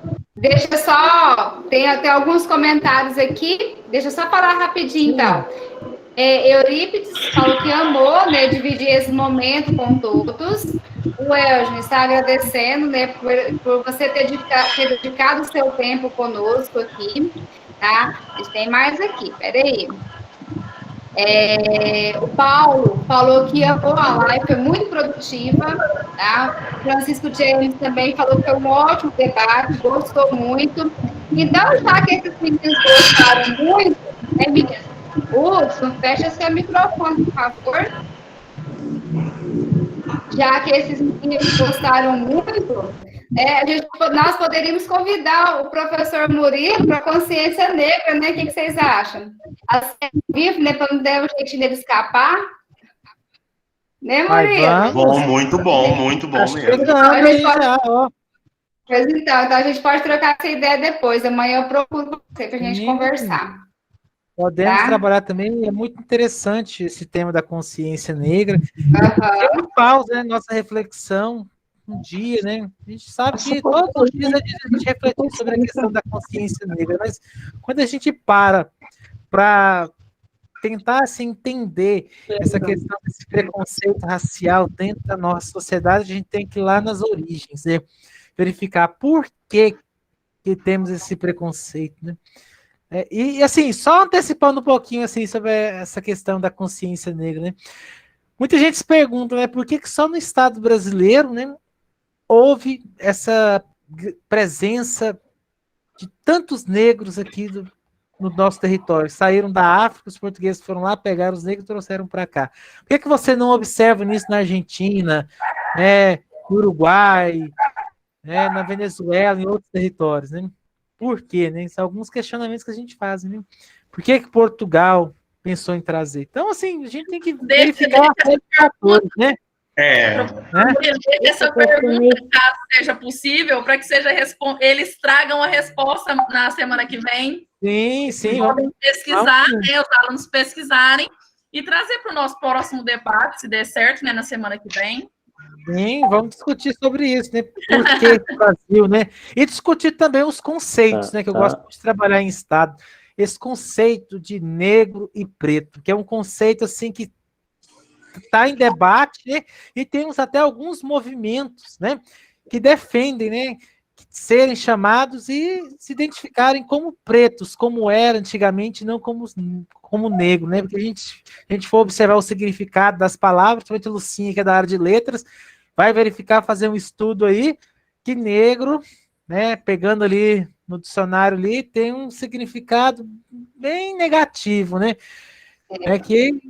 Que alguns não gostam, né, de serem chamados assim, preferem chamarem de pretos, né? E infelizmente, né, foi um erro da nossa legislatura, né, na nossa legislação, de ter considerado, né, dentro ali daquela ideia de estar evitando ali o racismo, né, considerar que chamar o outro indivíduo, né, de preto ou preta seria um preconceito. Eu sei que dependendo do tom que a gente fala, como essa palavra é colocada, realmente sim é um preconceito, diminuindo, menosprezando o outro, mas, né, é um conceito verdadeiro, né, que vai de encontro com a identidade do povo que se identifica como tal, como pretos. Murilo, então nós já vamos fazer um acordo aqui para ficar um contrato acertado entre nós, tá? A gente organizar uma live, então, da consciência negra, nós aqui, Bom Jesus, em Tupiara, certinho, meninos? Pode ser? Certo. Pode sim. Ótimo. Então, tá bom. Então, tá bom. Organizar. Aguardo ansiosa. Que bom, claro. Vamos ver se a gente consegue também convidar outros Meninos, eu colegas quero- também da área de História e Geografia que estão participando também do debate para nos enriquecer. Podemos também, sim. Eu já até convidei uma mulher negra para estar falando, até então a gente tinha preparado aqui para Bom Jesus, né? Mas já vamos estender para Itubiara, então. Tá, meninas, aí, né? Que aí a gente já faz uma só, se vocês concordarem. Ótimo. Certo. Ótimo. Certo? Então tá bom. Regislane, quer falar? Não, eu só tenho a agradecer ao professor. É muito enriquecedor mesmo essa fala dele, né? Esclareceu muita coisa. Eu e meus meninos da área de humanas, nós justamente estamos trabalhando a questão do êxodo rural, da industrialização, e foi muito enriquecedor para nós, tanto para mim como professor, e eu acredito que para eles, como alunos. Fiquei muito feliz, muito enriquecedor mesmo, somente agradecer, tá? A sua fala foi muito esclarecedora e enriquecedora para todos nós. Amém, muito obrigado, agradeço. Estamos juntos. O que tiver precisar, estou à disposição. Ok. Sim, Lucinha. Então, muito obrigada, tá? Por tudo. Obrigada por você ter aceitado o seu convite. Além dele aceitar o convite, quando eu convidei, ele ainda deu sugestão, né, Murilo, que poderia ser feito, pedi sugestão para ele. Então, assim, muito obrigada mesmo, a dedicação, pela sua paciência, pela sua dedicação, por ter se dedicado a esse tempo conosco. A gente sabe que não está fácil para nós nesse período, né, principalmente nesse período aí de fechamento de notas, mas, assim, muito obrigada mesmo pela sua dedicação. Ok. Certo? E nós vamos conversar amanhã, então. Vamos conversar sim, vamos trocar ideia e vamos convidar pessoas também para estar enriquecendo o nosso debate. Ótimo. Muito obrigado, Murilo. Muito obrigado, Lucimar, Maiara, Leidiane, Regislan. Muito obrigado, alunos. Foi enriquecedor. Vocês também foram ótimos. Obrigado pela participação. Vamos fazer mais vezes, juntar as duas cidades. Foi ótimo. Igual eu falei no comentário. Vamos fazer da consciência negra. Vamos fazer uma só de matemática, um aulão de matemática. A gente pode fazer um aulão de ciências da natureza, um aulão de linguagens, e vai ser ótimo. Vamos continuar fazendo isso, viu? Foi muito bom. Obrigada, alunos, também, pela presença de vocês, pela paciência. 2 horas de live, ó, passou tão rápido, a gente nem viu passar, né? Foi tão rapidinho, e porque estava muito bom mesmo o debate, o tema muito bom. Tá? Então, muito obrigada por vocês terem permanecido até agora, até esse momento final. Tá? De coração. A gente agradece. Sem vocês, não teria, né, acontecido esse momento, tá? Então, muito obrigada. A gente já conta com a presença de vocês na próxima, certo? Lilo, brigadão. Tchau, tchau, gente. Boa noite. Tchau. Boa noite. Boa noite.